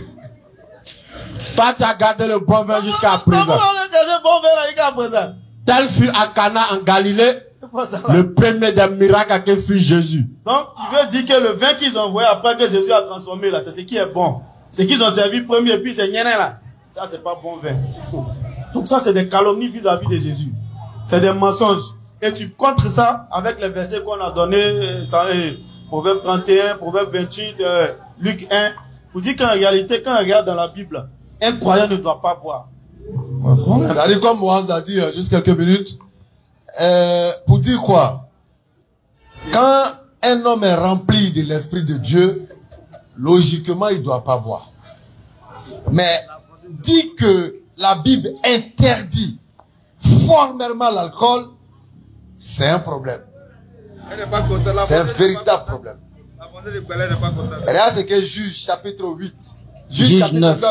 À partir du verset 8. On va prendre au 6. Non, allons-y à partir du verset 8. 6. Les arbres sont en train de chercher un président. Regarde ce qui va se passer. Les arbres partirent pour aller oindre un roi. Les arbres cherchent un président. Et le mettre à leur tête. Non. Ils dirent à l'olivier. Ils ont appelé l'olivier. Règne sur nous. Toi notre roi. Mais l'olivier leur répondit. Non. Renoncerai-je à mon huile qui m'assure les hommages de Dieu et des hommes pour aller planer sur les arbres? Et les arbres dirent aux figuiers. Attends, il a laissé mon huile qui permet aux hommes de trucs pour aller... Non, je ne peux pas faire ça. Chacun va vanter maintenant la qualité qu'il a et qui plaît à Dieu. Vas-y. Et les arbres dirent au figuier. Ils vont dire au figuier. Viens. Viens. Toi règne sur nous. Toi frère notre roi. Mais le figuier leur répondit. Renoncerai-je à ma douceur et à mon excellent fruit pour aller planer sur les arbres? Et les arbres dirent à la vigne. Viens. Toi règne sur nous. Mais la vigne leur répondit. Renoncerai-je à mon vin qui réjouit Dieu? Mamou, Genèse 27, verset 25. Oui. C'est les hommes. Mais il dit quoi? Répète ça. Au verset 13. Verset 13. Mais la vigne leur répondit. La vigne. La vigne leur répondit. La vigne va répondre aux arbres. Renoncerai-je à mon vin? Attends, moi j'ai laissé vin. Mon vin que je produis là. Qui réjouit Dieu. Mon vin qui réjouit Dieu. Et les hommes. C'est-à-dire mon vin qui réjouit Dieu et les hommes. Moi j'ai laissé ça pour venir régner sur vous. Non, il ne peut pas. Donc c'est Bible qui a dit. Hein. Donc le vin de la vigne réjouit Dieu. Genèse 27, verset 25. Isaac dit. Isaac. C'est moi. Celui à qui Dieu a dit dans Genèse chapitre 19, Genèse chapitre 17, verset 19. Qu'il a fait alliance avec lui pour lui et sa postérité là. Regarde. Isaac dit. C'est moi. C'est moi. Et que je mange du gibier de mon fils. Et que je mange du gibier de mon fils. Afin que mon âme te bénisse. Afin que mon âme te bénisse. Jacob le servit. Et il en mangea. Il lui apporta aussi du vin. Du vin. Et il but. Isaac, c'est le père des enfants d'Israël. Leur ancêtre là. Isaac est dedans. Il a bu du vin. Dans la Bible, ce qui est interdit, c'est l'excès. C'est l'ivrognerie. Simplement dit. Maintenant, qui interdit l'alcool? C'est la dernière législation que le Coran Karim, qui est venu pour prévaloir sur tous les livres là. Sourate 5, verset 48. Sourate 5, le verset 90. Clairement. Bismillah. Sourate 5, le verset 90. Que dira là? Oh, vous qui croyez. Oh, vous qui avez cru. Le vin. Tout à l'heure, on a dit quoi? Les croyants qui ont le iman et l'islam, eux là, ils boivent pas. Allons-y. Oh les croyants. Oh les croyants. Le vin. Le vin. Le vin. Vin. Le vin. Vigno. Le vin. Vigna. Le vin. Le vin. Le jeu de hasard. Le jeu de hasard. L'auto-gagnant. Et puis les consultations de fétiches et autres là. Ne sont qu'une abomination. Ne sont qu'une abomination. Œuvre du diable. Parce que Allah il a créé l'arbre qu'on appelle la vigne. Et le diable a créé maintenant du vin pour le livrer. C'est pourquoi la transformation de l'eau en vin de Jésus là. Nous on dit c'est pas possible. Non. Œuvre du diable. Qu'est-ce qu'on doit faire? Écartez-vous-en. En tant que croyant, il faut t'en écarter. Écartez-vous-en. Il ne faut même pas t'approcher pour dire non. Moi, je ne bois pas, mais je peux m'asseoir, mes frères sont dans le maquis. Et ils vont boire, moi, je bois. Il faut t'écarter. Écartez-vous-en. Parce qu'on ne sait jamais, peut-être l'odeur là même peut te saouler. Écartez-vous-en. On ne sait jamais. Tu dis, tu ne bois pas, tu as dit, il m'avait pissé. À ton retour, ils ont mis dedans. Écartez-vous-en. Ou tu vas prendre, tu vas coucher par terre. Tu dis, tu ne bois pas, là. Afin que vous réussissiez. vous a fait que vous ressuscitez? Le diable Donc, le diable ne veut que jeter parmi vous, ne veut que jeter parmi vous, à travers le vin, à travers le vin, et le jeu des hasards, et le jeu des hasards, l'inimité et la haine. Mais la preuve, qu'est-ce que les deux fils de Noé n'ont pas fait? Ces deux filles. Elles ont donné du vin à leurs vieux morts. Regarde ça. Elles ont donné du vin à leurs vieux morts. Et puis elles sont allées casser Popo à leurs vieux morts. La grande sœur a fait la nuit. Après la dernière, la petite sœur, il a donné du vin au vieux. Quand il s'est parlé là, ils sont allés gérer moi. Faut pas dire on va faire pour toi aussi. Hein. Elles ont limé bien là encore dans du vin. Elle allait faire encore. Mais jamais Dieu ne les a blâmés dans la Bible. Vraiment. Est-ce qu'on peut venir dire que la Bible interdit? De toi à moi. Tu vois que c'est clair, non? Mais ils disent que c'est l'excès de table qui est interdit dans leur Bible. Donc le livre qui est interdit, c'est le Coran. Bismillah. Ésaïe combien? Ésaïe chapitre 5. 5, oui. Oui, il y a un verset qu'ils utilisent, malheur à... On a la carte de quantifier ça aussi. Allons-y, c'est Ésaïe 5. Ésaïe 5, le verset 22. Malheur à ceux qui ont de la bravoure pour boire du vin. Tu vois, non? Et de la vaillance pour mêler des liqueurs fortes. Continue.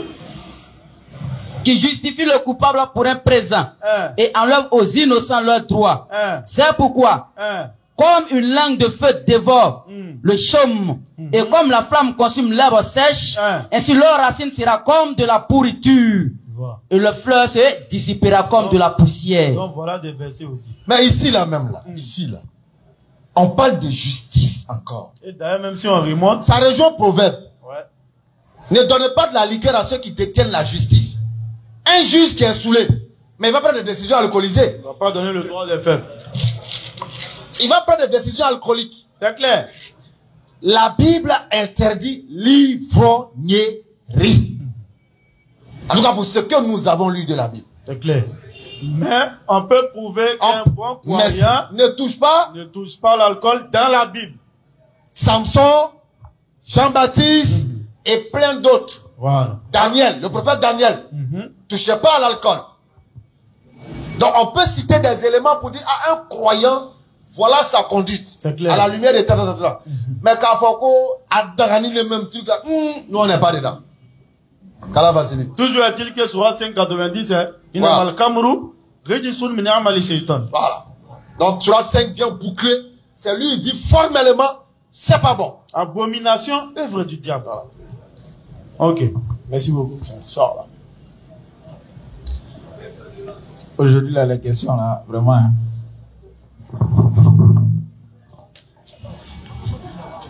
On demande pourquoi vous n'enterrez pas les gens, vous enterrez les gens sous la terre, alors qu'il y a d'autres personnes qui enterrent sur la terre. D'abord, mais quand on dit enterrer, enterrer, il va prendre le mot basique. Enterre. Au fait, c'est enterrer. Enterre. Mettre dans la terre. Et toi, tu dis, il y a d'autres qui enterrent sous la. Ça, c'est plus enterrement. Ouais. Ça, c'est exposition, ça. Ça, c'est exposition. C'est nouveau qui a posé la preuve même. Lorsque Caïn a tué Abel. Non. Mais le corbeau est venu lui montrer qu'il doit le mettre en terre. Creuser. Toi, tu as vu qui enterré en surface. À part celui dont la terre a rejeté son corps là. Il y a dans la Syrie, il y a un. Ça, c'est une exception. La terre, c'est un gâteau, même la terre même veut pas. C'est-à-dire, je donne même à peur de lui. Même la terre, il veut pas. La terre même, comment dire? Alors, peut-être qu'il prend exemple sur les corps qu'on voit souvent dans des carreaux qui sont exposés. Ça, c'est des exceptions. Ça, c'est des expositions. Voilà. Et mine de rien, même dans ce cas-là, quand l'occasion se donne, on fait des forces et on les enterre. Oui. Obligatoirement. Parce que hygiéniquement, même, c'est pas bon. Non. Pour la santé même de l'environnement. Et ça, c'est même plus, la peau même n'est plus là, ça ne tient plus. Voilà. Ils mettent des produits pour donner une fille à lui, mais il faut prendre toi-même, tu as touché, ça va rentrer. Ouais. Donc, toi-même, ça va rentrer. Parce que non, quoi qu'elle a là. C'est pourriture. C'est quand on prend pour désobéir à Allah de manière continuelle, on pense que ça va, on met là dans le corps là, les tout sortes de pommades, c'est connerie. Si tu es mort, c'est-à-dire 12 heures seulement, demi-journée, souvent il y a des gens qui dorment 12 heures. Mais 12 heures de mort seulement, tu commences à donner au dé. C'est clair. Et comment tu as enflé ton cœur, tu as refusé d'obéir à ton créateur. 12 heures de mort. Il est décédé, ça fait 12 heures, au dé commence à prendre. Tous ceux même qui t'aimaient là. Sauf s'il a un clim. Ça attrape nez. Ton mousseau même qui t'embrassait bobo là, elle attrape nez. Vraiment. Or toi, tu t'as volé à cause de mousseau là. Toi, mousseau aussi, tu désobéis à tes parents à cause de mort là. Ouais. Pourtant, tu as attrapé ton nez. Tu as attrapé une narine là. Donc vraiment, c'est... Qu'Allah nous aidera à avoir le discernement. Amin. Ok, comme je le disais, les questions d'aujourd'hui là, c'est haut niveau. Hein. Allons-y, au revoir. On dit quelles sont les conditions selon l'islam pour divorcer une femme. Ça, c'est nouveau. Tu es divorcé quoi là, pourquoi? Tu la divorces pas. Maïa a dit d'arrêter de boire Tchabalo. Tu divorces Il pas. faut arrêter. Faut pas la divorcer. Ce qu'elle a dit là, c'est vrai. Sinon, en islam, la condition qui est indéniable, c'est la religion. Si elle refuse de pratiquer la religion, alors que vous êtes mariés sur une base de foi, là, c'est une raison suffisante. Mais les autres là, vraiment, il faut voir. Et puis l'infidélité aussi. C'est-à-dire, l'infidélité là, c'est flagrant délit. C'est pas toi a dit, moi a dit. Tu l'as attrapé. Pilon de moitié. Et puis flagrant délit là aussi là, c'est un problème. Comme mon dévancé à poivre. C'est-à-dire, tu dois le prendre comme ça. Pilon de moitié. Allahu Akbar. Ah! C'est compliqué. Tu apprends ça comment? Comment tu apprends pilon de moitié? C'est pas évident, hein? Et là, on est là. Parce que l'islam envisage toutes les voies pour pouvoir arranger les choses. Avec une caméra là, pilon de moitié. Bismillah. Hein? D'accord, Inch'Allah. Y'a fouille. Je m'abandonne en mer. Ça, c'est pas ma parole, c'est mon dévotion. J'ai envie de dire son nom. Quand il fait l'enseignement devant tout le monde, plus de 1000 personnes. C'est pas, en tout cas, tu t'as dit. C'est pas moi qui dit, hein. C'est lui, il a dit. Ça, c'est son mot. Et ça, même, c'est, en parlant même de la charia. Les conditions pour pouvoir lapider quelqu'un, là. C'est dans ça, il fait le coup. Et puis, faut essayer de masquer les mots un peu. Mais en réalité, tout le monde comprend. Ouais. C'est pour ne pas utiliser les mots de manière vulgaire. Sinon, il faut qu'on dise pilon dans moitié, là. Non. Eh, aujourd'hui, là, qui connaît pas ça? Mariez-vous, tiens. Allons-y. Ok. On demande encore. Est-ce qu'un célibataire peut diriger, elle peut être imam principal d'une mosquée? Ça ne fait pas partie des conditions de l'imam. Pourquoi pas? L'imam à Nawawi, on l'appelle pas imam. À Nawawi qui a fait les 40 à 10 là. On l'appelle pas imam Nawawi. Nawawi c'est pas marié. C'est pas parce qu'il est célibataire. Il était célibataire, Jikala l'a rappelé à lui. Mais un célibataire rangé. C'était pas un célibataire qui se couvrait du célibat, mais à tout couloir le Marberiana. C'est pas ça. C'était un célibataire dans le sens propre du terme. Parce que la bonne moralité fait partie maintenant, effectivement, des règles de l'imama. C'est clair. Pas quelqu'un de bonne moralité. Mais célibat n'est pas dedans. Voilà. Donc, les célibataires, il n'y a pas de problème. Vous pouvez être nos imams, il n'y a pas de problème. Sur ce côté-là, vous avez échappé. Échappé belle. Bismillah. Ah, vous savez, on dit l'explication de la sourate 66. Je demande verset comme il dit, c'est toute la sourate. Non, on a fait aussi. Il nous a vu en Moufassiroun. C'est les gens laissent les gens, hein. Non, on peut pas. Politique, on peut pas faire tafsir de sourate 66. On doit faire combien d'années d'études pour pouvoir faire tafsir d'un verset, après pouvoir réagir une sourate? C'est que nous on dit ici là, c'est qu'on a lu, on répète, hein. Nous on fait pas tafsir. Ok.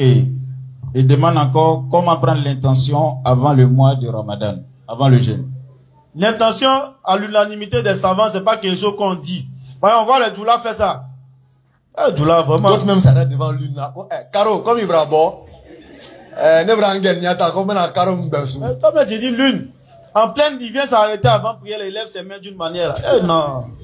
Les gens exagèrent. Il lève ses mains d'une manière. Tu entends là-bas, en français, il va venir dire non, il est pas besoin de prier la prière obligatoire des autres. C'est l'intention là qu'elle est là. Tu parles à qui? L'intention elle est intérieure. Là. À l'unanimité des savants, l'intention se prend de manière intérieure. Prends ton intention intérieurement, puis tu vas accomplir toutes les actions. Hein, c'est pas uniquement pour les jeunes. Pour toutes les actions, l'intention se prend intérieurement. Maintenant, à quel moment? Dès qu'on dit on a vu la lune, dimanche ou mercredi, c'est quand on regarde là. Dimanche nuit, quand on va observer, quand on va voir Bandoukou là. Ou à Korogo. Ça, il n'y a même pas de doute. Quand on voit Bandoukou là, la ville aux 1000 mosquées, c'est pas du jeu. Quand on va voir ça à Bandoukou, Là, maintenant, tu es apte à prendre l'intention de jeûner tout le mois. C'est dimanche. Maintenant, ce qui est aussi intéressant, tu peux aussi renouveler l'intention. Chaque fois, comme on appelle ça, au Sahour, quand on se réveille, tu renouvelles ton intention de jeûner cette journée-là jusqu'à la fin. Mais ça, c'est risqué. Hein. Voilà. Non, j'ai dit, mieux vaut, moi, quand il fait les deux. Je n'ai pas l'intention de jeûner tout le mois. Chaque jour que je me réveille, je renouvelle mon intention. Voilà. Comme ça, il n'y a pas de doute dedans. Inch'Allah. Le frère demande quelles sont les étapes, les grandes étapes de la vie du prophète sallallahu alayhi wa sallam. Les grandes étapes. Ouais, bon, c'est deux. Ouais, sa vie avant la révélation. La vie avant la révélation, la vie après la révélation. C'est les deux grandes étapes. C'est tout. Mais toutes ces étapes-là sont bardées de sa sainteté. C'est un saint. Il n'a pas péché. Tout est relié. Et toujours on lance des filles. Venez nous montrer le péché de Nabi alayhi wa sallam. Un seul péché. Quelqu'un met avant profession, on l'appelait Mohamed Al-Amin. C'est pas Mohamed Al-Amin, hein? Parce qu'il a dit Allah, qu'Allah te pardonne tes péchés. Bon, ok, montrez-nous péché qu'Allah pardonne avant, vas-y. C'est pas Mohamed Al-Amin. Mohamed Al-Amin. Al-Amin. C'est-à-dire, on l'appelait l'honnête, le digne de confiance. Comment un pécheur peut être avant la révélation. Et digne de confiance. Un pécheur honnête et digne de confiance. Donc, c'est les deux grandes étapes. Le frère demande encore des exemples.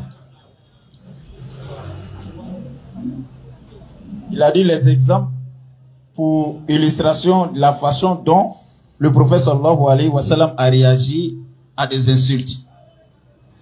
À quel moment? Le prophète il réagissait pas, hein? Réagir à des insultes. Il réagissait pas. Les gens ont saisi ses cols. Les gens l'ont insulté, mais il réagit pas. À toi, ils ont lapidé quand cassé sa dent.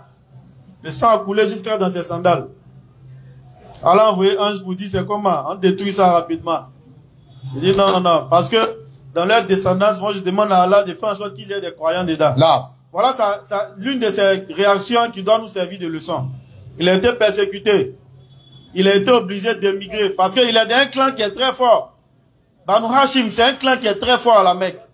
Mais il aurait pu, n'est-ce pas, manifester son clan et puis ils allaient riposter quant au, comment on appelle ça, persécution. Exact. Mais Allah même, non seulement lui-même, il a déjà le sabour en lui, il est déjà très patient, mais Allah encore a renforcé encore cette patience-là. Ils l'ont persécuté, il n'a pas réagi. Quand on vient, il entend des prières, on vient verser des intestins. Les Abu Jahl, les Abu Sufyan qui viennent le limer. Non. Il peut les botter, mais il réagit pas. Exactement. Il quitte là simplement, jusqu'à ce qu'il soit obligé d'émigrer. Parce qu'on veut le tuer maintenant. Là, ça atteint un degré. Il quitte la Mecque, sa ville natale, la ville où il a vécu toute son enfance, toute sa vie. Il est obligé de laisser cet endroit-là à cause des persécutions. Quand bien même, Allah peut lui donner le pouvoir de riposter. Il laisse, il va à Médine. Ensuite, bien, on le persécute. Il réagit pas. Lorsque les compagnons viennent le voir, le grand Hamza vient dire, c'est comment? Faut donner feu vert, on descend sur eux. Mais on a la force, on peut. Malgré qu'on n'est pas nombreux, on peut. Il disait toujours, Fasbir. Patientez. Restez tranquille. Le commandement d'Allah va venir. Jusqu'à ce qu'Allah donne son commandement à la bataille de Badr. Autorisation à donner à ceux qui sont attaqués. De se défendre. Parce qu'ils ont été trop lésés. Allah dit, maintenant là, il faut te défendre. La légitime défense. Mais regardez les étapes de patience. Bismillah. Tu veux la réaction du prophète alayhi salatu wa salam? Il a patienté, il a enduré jusqu'à... Allah lui a donné l'ordre maintenant de se défendre. Surah 3, le verset 159. C'est par quelques miséricordes de la part d'Allah que Muhammad a été si doux envers eux. Mais, si tu étais rude au cœur dur, ils se seraient enfuis de ton entourage. Pardonne-leur donc et implore pour eux le pardon d'Allah. Voilà qui est clair. Bismillah. Allons-y. C'était un homme doux. Okay. Surah 41, le verset 34. Bismillah. La bonne action et la mauvaise ne sont pas pareilles. Non. Repousse le mal parce qu'il est meilleur. Et voilà celui avec qui tu avais une animosité devient-elle un ami chaleureux. C'est clair. Donc voilà. Ok. Tout à l'heure, avant de commencer la conférence, j'ai un ami Sénoufo qui était juste à côté de moi. Si vous vous rappelez de là où j'étais assis. C'est comme ça ils sont. Il était juste à côté de moi. Il m'a posé cette question. Il dit la honte de poser aux orateurs. Donc, il m'a dit de poser la question. Comme le mois de Ramadan arrive, lui, il a programmé de se marier après le mois de Ramadan. Mais il a une copine. Le fait qu'il a programmé son mariage après le mois de Ramadan, dans le mois de Ramadan, il permet à sa femme et, s'il vous plaît, à sa copine de préparer, de lui donner la nourriture. Est-ce que c'est faisable ou pas? Si c'est pas faisable, quel conseil vous déjà, il a pris l'intention. Oui. Comme les actes ne valent que par l'intention. Donc, il a pris l'intention de la marier après Ramadan. Exactement. Donc, on va fou que là. Voilà. Tapsi, c'est nouveau. Dans le mari tout là. Ouais. Comme les actes valent par l'intention, il faut transformer vin en sucrerie qui a à boire. Tapsi, c'est nouveau. Donc, qu'il s'abstienne jusqu'à ce que Ramadan finisse. Il va la marier. Et puis, elle va préparer pour lui. Le thème voilà. Même copine n'est pas intéressant à employer même. C'est des erreurs qu'on commet qu'il faut arrêter en réalité. C'est pas en accord avec les principes de notre foi, ni de notre religion. Donc, c'est des pratiques qu'il faut arrêter. Ni qui bafrouma jusqu'à un truc. Il faut accepter de manger souvent à la mosquée. C'est quand on va déployer là-bas, il faut manger. Tu peux aller manger chez le voisin. Faut pas avoir honte. Tu n'as pas honte d'être célibataire, tu as honte de manger. Voilà, tes gars mariés là-bas. Voilà, tu t'en chez lui, tu manges. À chaque fois, tu viens le saluer à l'heure de rupture. C'est tout. Là, la rupture te trouve là-bas. Tu manges. Tu as un peu de soso-fouvrou. C'est tout. Voilà, et puis tu finis, tu t'en maison. Tu finis, tu cours, avant Tarawih, tu cours, tu t'en chez l'autre. Faut pas tuer chez lui, parce que c'est pas ton camarade. Voilà. Finis demain. Tu t'en vas. Tu vas faire ton Tarawih à la mosquée. Tu vas à la maison. C'est tout. Donc, c'est bon. Donc, mes soeurs, refusez de prêter le flanc aussi à ces cuisines, voilà, dans le haram. Parce que ça aussi, c'est l'encourager encore même à ne pas te marier. Parce que là, tu dois lui dire, bon, tu me dis de cuisiner. Mais, faut même marier en tant quitter dans ça là. Tu t'imposes. Et puis, tu ne fais pas. Faut avoir un peu peur d'Allah, c'est important. Souvent, il faut fermer la porte. Sinon, les moustiques là vont rentrer. C'est clair. Hein, faut fermer. Alors, on donne la bonne compréhension. Amen. Donc, on doit arrêter ça, Inch'Allah. Ok. Le frère demande, est-ce qu'un joueur peut s'abstenir de jeûner à cause d'un match de football? Wama khalaqtul jinna wal insa illa liya'budun. Quand il va mourir sur le terrain, il va comprendre. Il a été créé pour adorer Allah. Est-ce que le travail est une obligation pour lui? C'est-à-dire ce travail-là? Non. Ce qui est obligatoire pour lui, c'est le jeûne. Donc l'adoration prime sur toute chose. Le mois de Ramadan, on ne le rejette pas. C'est clair. On ne reporte pas Ramadan. On ne reporte pas un jour de Ramadan parce qu'il y a quelque chose à faire. Ça s'impose à toi, tu le fais. Alors, on dit même que, Allah a parlé des mois sacrés que les gens avaient pour habitude de reporter. Il dit c'est une abomination. Il dit c'est une mécréance. Donc toi, c'est comme si tu rejettes ton Ramadan. Mais si Ramadan tombe dans Coupe d'Afrique, ça va arriver, hein. Parce que ça approche. C'est ce qui est bon dans le calendrier lunaire, là. Ça avance sur le Les périodes changent. On va arriver, Coupe d'Afrique ou bien, n'est-ce pas, les grandes compétitions qu'on connaît, là. Ça va arriver. Toi, musulman, tu dois jouer. Voilà, jeune. Donc, c'est simple. Voilà Allah. Voilà Dunia. Il n'a qu'à choisir. C'est mieux qu'il gêne. Peut le faire. Voilà. Il y en a même qui gênent même beaucoup. Jouer. On voit des joueurs gênés. Quand l'heure de la rupture arrive, il court. Il prend d'autres trucs, il boit. C'est tous ces éléments-là qui font que beaucoup de savants ont dit que le football professionnel devient haram. Parce que si ça vous jouer au quartier comme on joue là, comme on allait gagner un bambouaké là. Effectivement. Si c'est ça là. Où j'ai marqué le seul but. Écoutez. Ouais. Grand défenseur de son état. Ouais. Il lui a donné le bracelet et puis il a marqué. Je mérite ça. Ouais. Bismillah. Donc, si c'est ce genre de match là, est-ce qu'on est obligé de jouer si on est en jeune? Non. On laisse simplement la rupture, soit on s'attrape après Tarawih, ou bien même on laisse après le mois de Ramadan. Mais le football professionnel a des contraintes, c'est un contrat. Donc ça fait partie des critères que les savants ont dit. Souvent il y a heure de sola, tu as laissé sola parce que tu es sous contrat. Tu peux pas dire, ah moi mon heure de prière arrive. Les quelques-uns qui ont fait ça, leur carrière n'ont même pas décollé. Ou bien ils ont été combattus. Donc c'est des critères que les savants ont pris, ils ont dit, football professionnel là, il y a un problème. Et les shorts, tous ces éléments. Donc il n'a qu'à jeûner, ça va même l'aider encore à se perfectionner lui-même. Il n'a qu'à jeûner, il n'a qu'à faire l'effort de jeûner pour mener son travail. Il ne faut pas qu'il délaisse ça. Parce que pendant le mois de jeûne, il y a eu quand même des batailles. Les gens n'ont pas laissé les batailles là pour dire bon, on fait pas parce qu'il y a le jeûne. Donc qu'il jeûne et que voilà, l'heure de la rupture, ils rompt son jeûne et puis ça va marquer son but. Ok.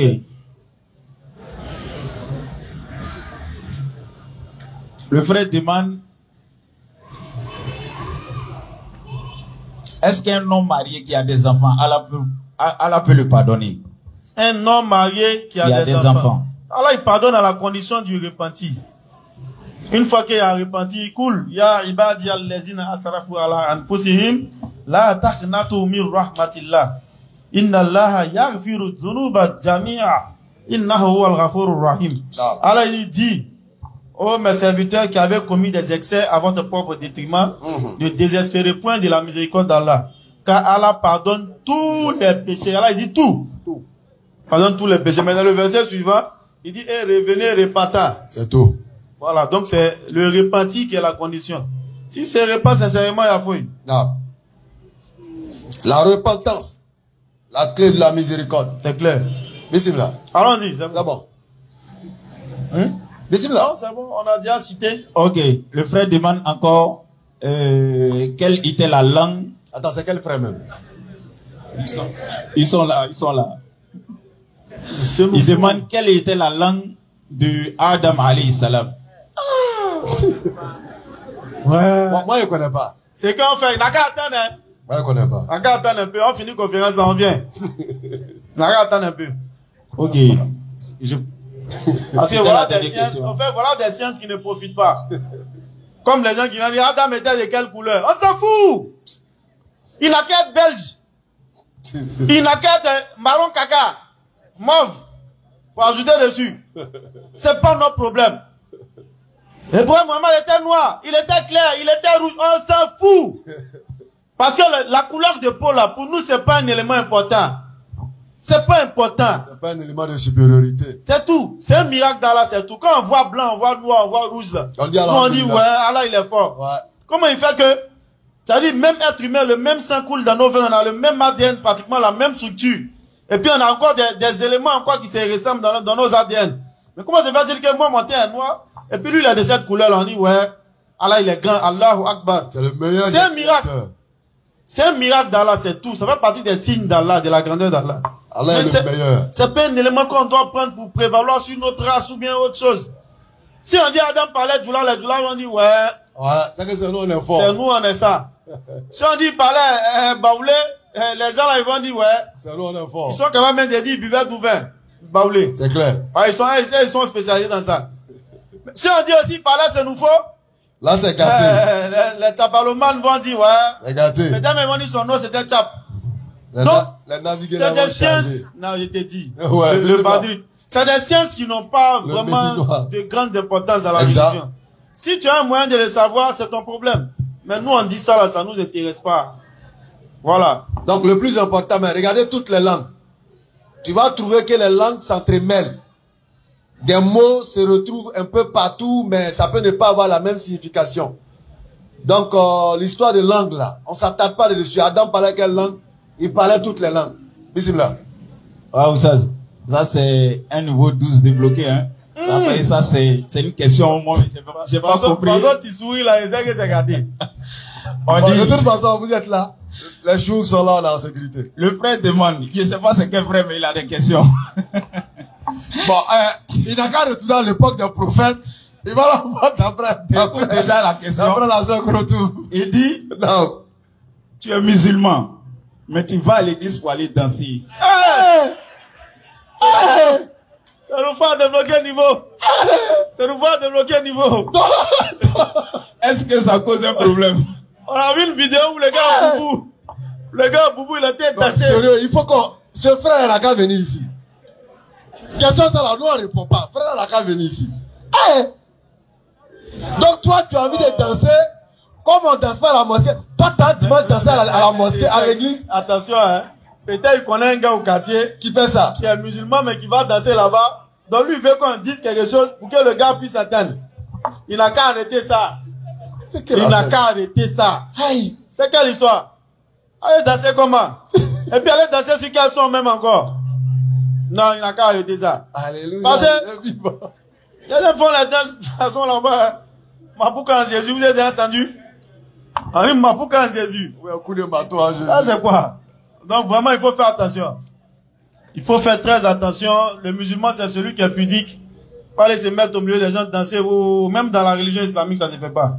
Aller te mettre au milieu des gens danser n'importe comment là. Ça se fait pas. Donc il faut faire très très attention. Donc faut arrêter ça, hein? Faut pas aller danser à l'église. Il nous faut arrêter. Voilà. Ça se fait pas. C'est la dernière question. Inch'Allah. Et... Non, on prend c'est la dernière question. On s'arrête à 30. Inch'Allah. Le frère a posé la question de savoir quand on enterre quand on enterre un mort, l'islam dit que on l'interroge. Maintenant, est-ce celui qu'ils ont brûlé son corps? On verra. Quand on enterre un mort. Mais on a lu un texte magnifique tout à l'heure, l'histoire d'Ibrahim alayhi salam et le signe des oiseaux. Si tu veux là, faut t'écraser. Voilà. Ça veut dire que tu t'écrases, donc tu te fais pâte d'arachide. Maintenant tu mets dans l'eau, et puis il y a une amita. Et puis l'eau là, tu verses comme ça. Là on te retrouve même plus même. Allah dit appelle les oiseaux, où qu'ils soient, il va les rassembler. Donc si tu ton corps là, c'est Allah qui a créé, le feu c'est Allah qui a créé. Il va appeler chaque atome de ton être. Et puis ils vont se rassembler, tu seras interrogé ou tu dois être interrogé. Allahu Akbar. Donc voilà ce qu'Allah il a dit. C'est le meilleur verset, Sourate 2, verset 260, c'est le meilleur verset. Vous pouvez illustrer. Et vous voyez, il y a des civilisations, effectivement. Moi, quand je lis l'histoire de ces civilisations, je me dis, ils avaient connaissance du châtiment de la tombe. Ils savaient qu'il y avait quelque chose qui se passait là-bas. Surtout, vous voyez, chez les Scandinaves, par exemple, lisez souvent les histoires.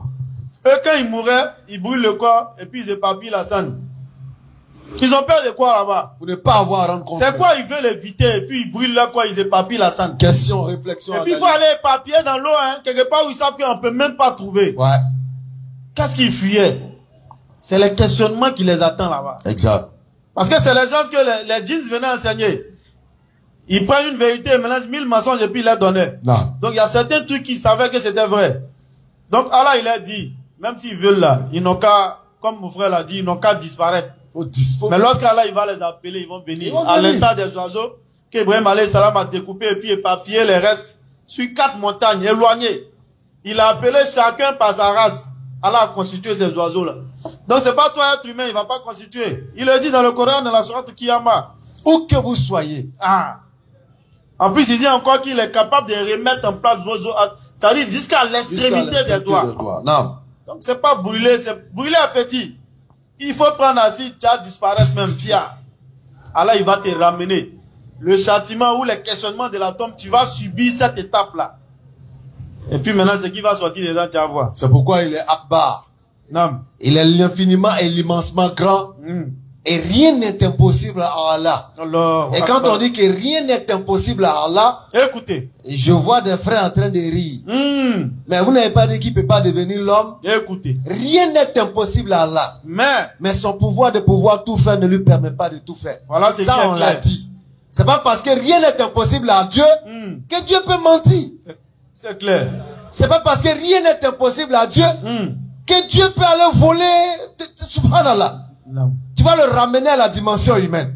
Donc quand on dit rien n'est impossible à Dieu, c'est dans la limite de son autorité aussi. C'est clair. C'est comme on a l'habitude de dire, un chef de l'État a la capacité de tout faire. Oui. Mais c'est pas parce qu'il peut tout faire que toi et puis lui, vous allez vous retomber dans une chambre de poclé en train de lutter une poclé. C'est quelle histoire? Parce qu'il peut tout faire. Mais pourquoi il ne le fait pas avec toi? Parce qu'il a une autorité à respecter et à faire valoir. Effectivement. Ça, c'est pour les hommes.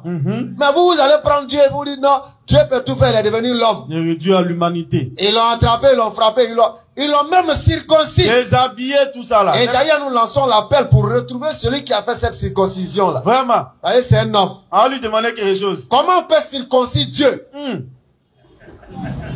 Comment on peut circoncire Dieu? Non, ils l'ont circoncis quant à la chair. Mais qui était dans la chair pour permettre à la chair de se faire circoncis?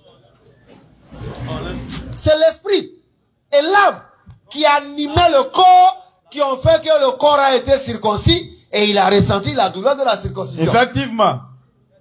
Donc ne viens pas dire que c'est quant à la chair qu'il est. Non, c'est quant à la chair, l'âme et l'esprit qu'il a été circoncis. C'est clair. Qu'Allah facilite notre compréhension. Amen. Et soyons fiers d'être musulmans. Allah. Soyons heureux d'être musulmans. Clair. Et renforçons-nous dans la foi. Effectivement. Avec l'avènement de Ramadan, faisons l'effort de créer notre monde spirituel. Les efforts, surtout les efforts. C'est-à-dire, créons cette dimension spirituelle. Beaucoup d'efforts. Les zikrs, l'effort. En tout cas, c'est qu'on ne pouvait pas, on n'a qu'à faire l'effort de perfectionner ça. Zik là, attention.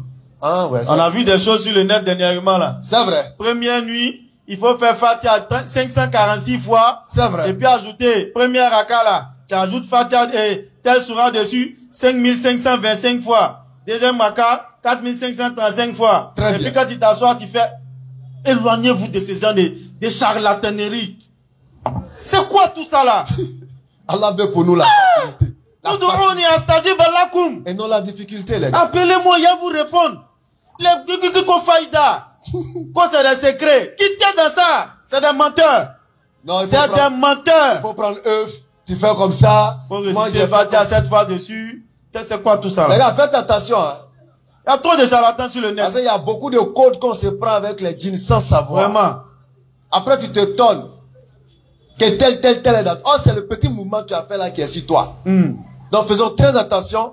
Regardons ce que le prophète nous a donné. C'est clair. Et délaissons ce qu'il nous a pas donné. L'islam est tellement simple. Comme ça, on va souffrir moins.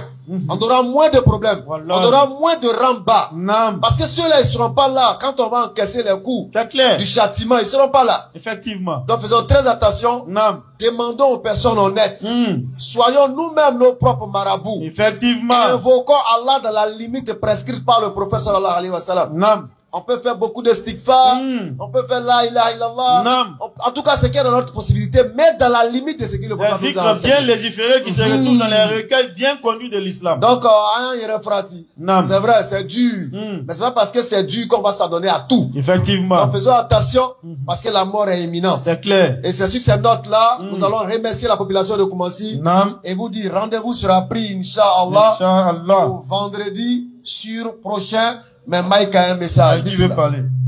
Bismillah, Mike. Alors, c'est pour dire que demain, nous serons du côté d'Adjamé. D'accord. Brahma côté. Adjamé, Brahma côté. La conférence démarre à 20h pile voile. Donc, Adjamé, Brahma côté, la BAM 1781 sera dans vos locaux, entre vos murs. La brigade qui lutte contre le mensonge dans le domaine religieux. Nous serons avec vous demain, Inch'Allah, pour un autre délice spirituel. Avec la permission d'Allah, nous allons lever les deux droits et montrer à Koumassi, Soweto, que nous sommes fiers d'être musulmans et nous allons tester haut et fort. Ashhadu an la ilaha illallah wa ashhadu anna Muhammadan Rasulullah. Assalamu alaikum wa rahmatullahi wa barakatuh. On se pardonne. Wa alaikum salam. Rendez-vous vendredi prochain.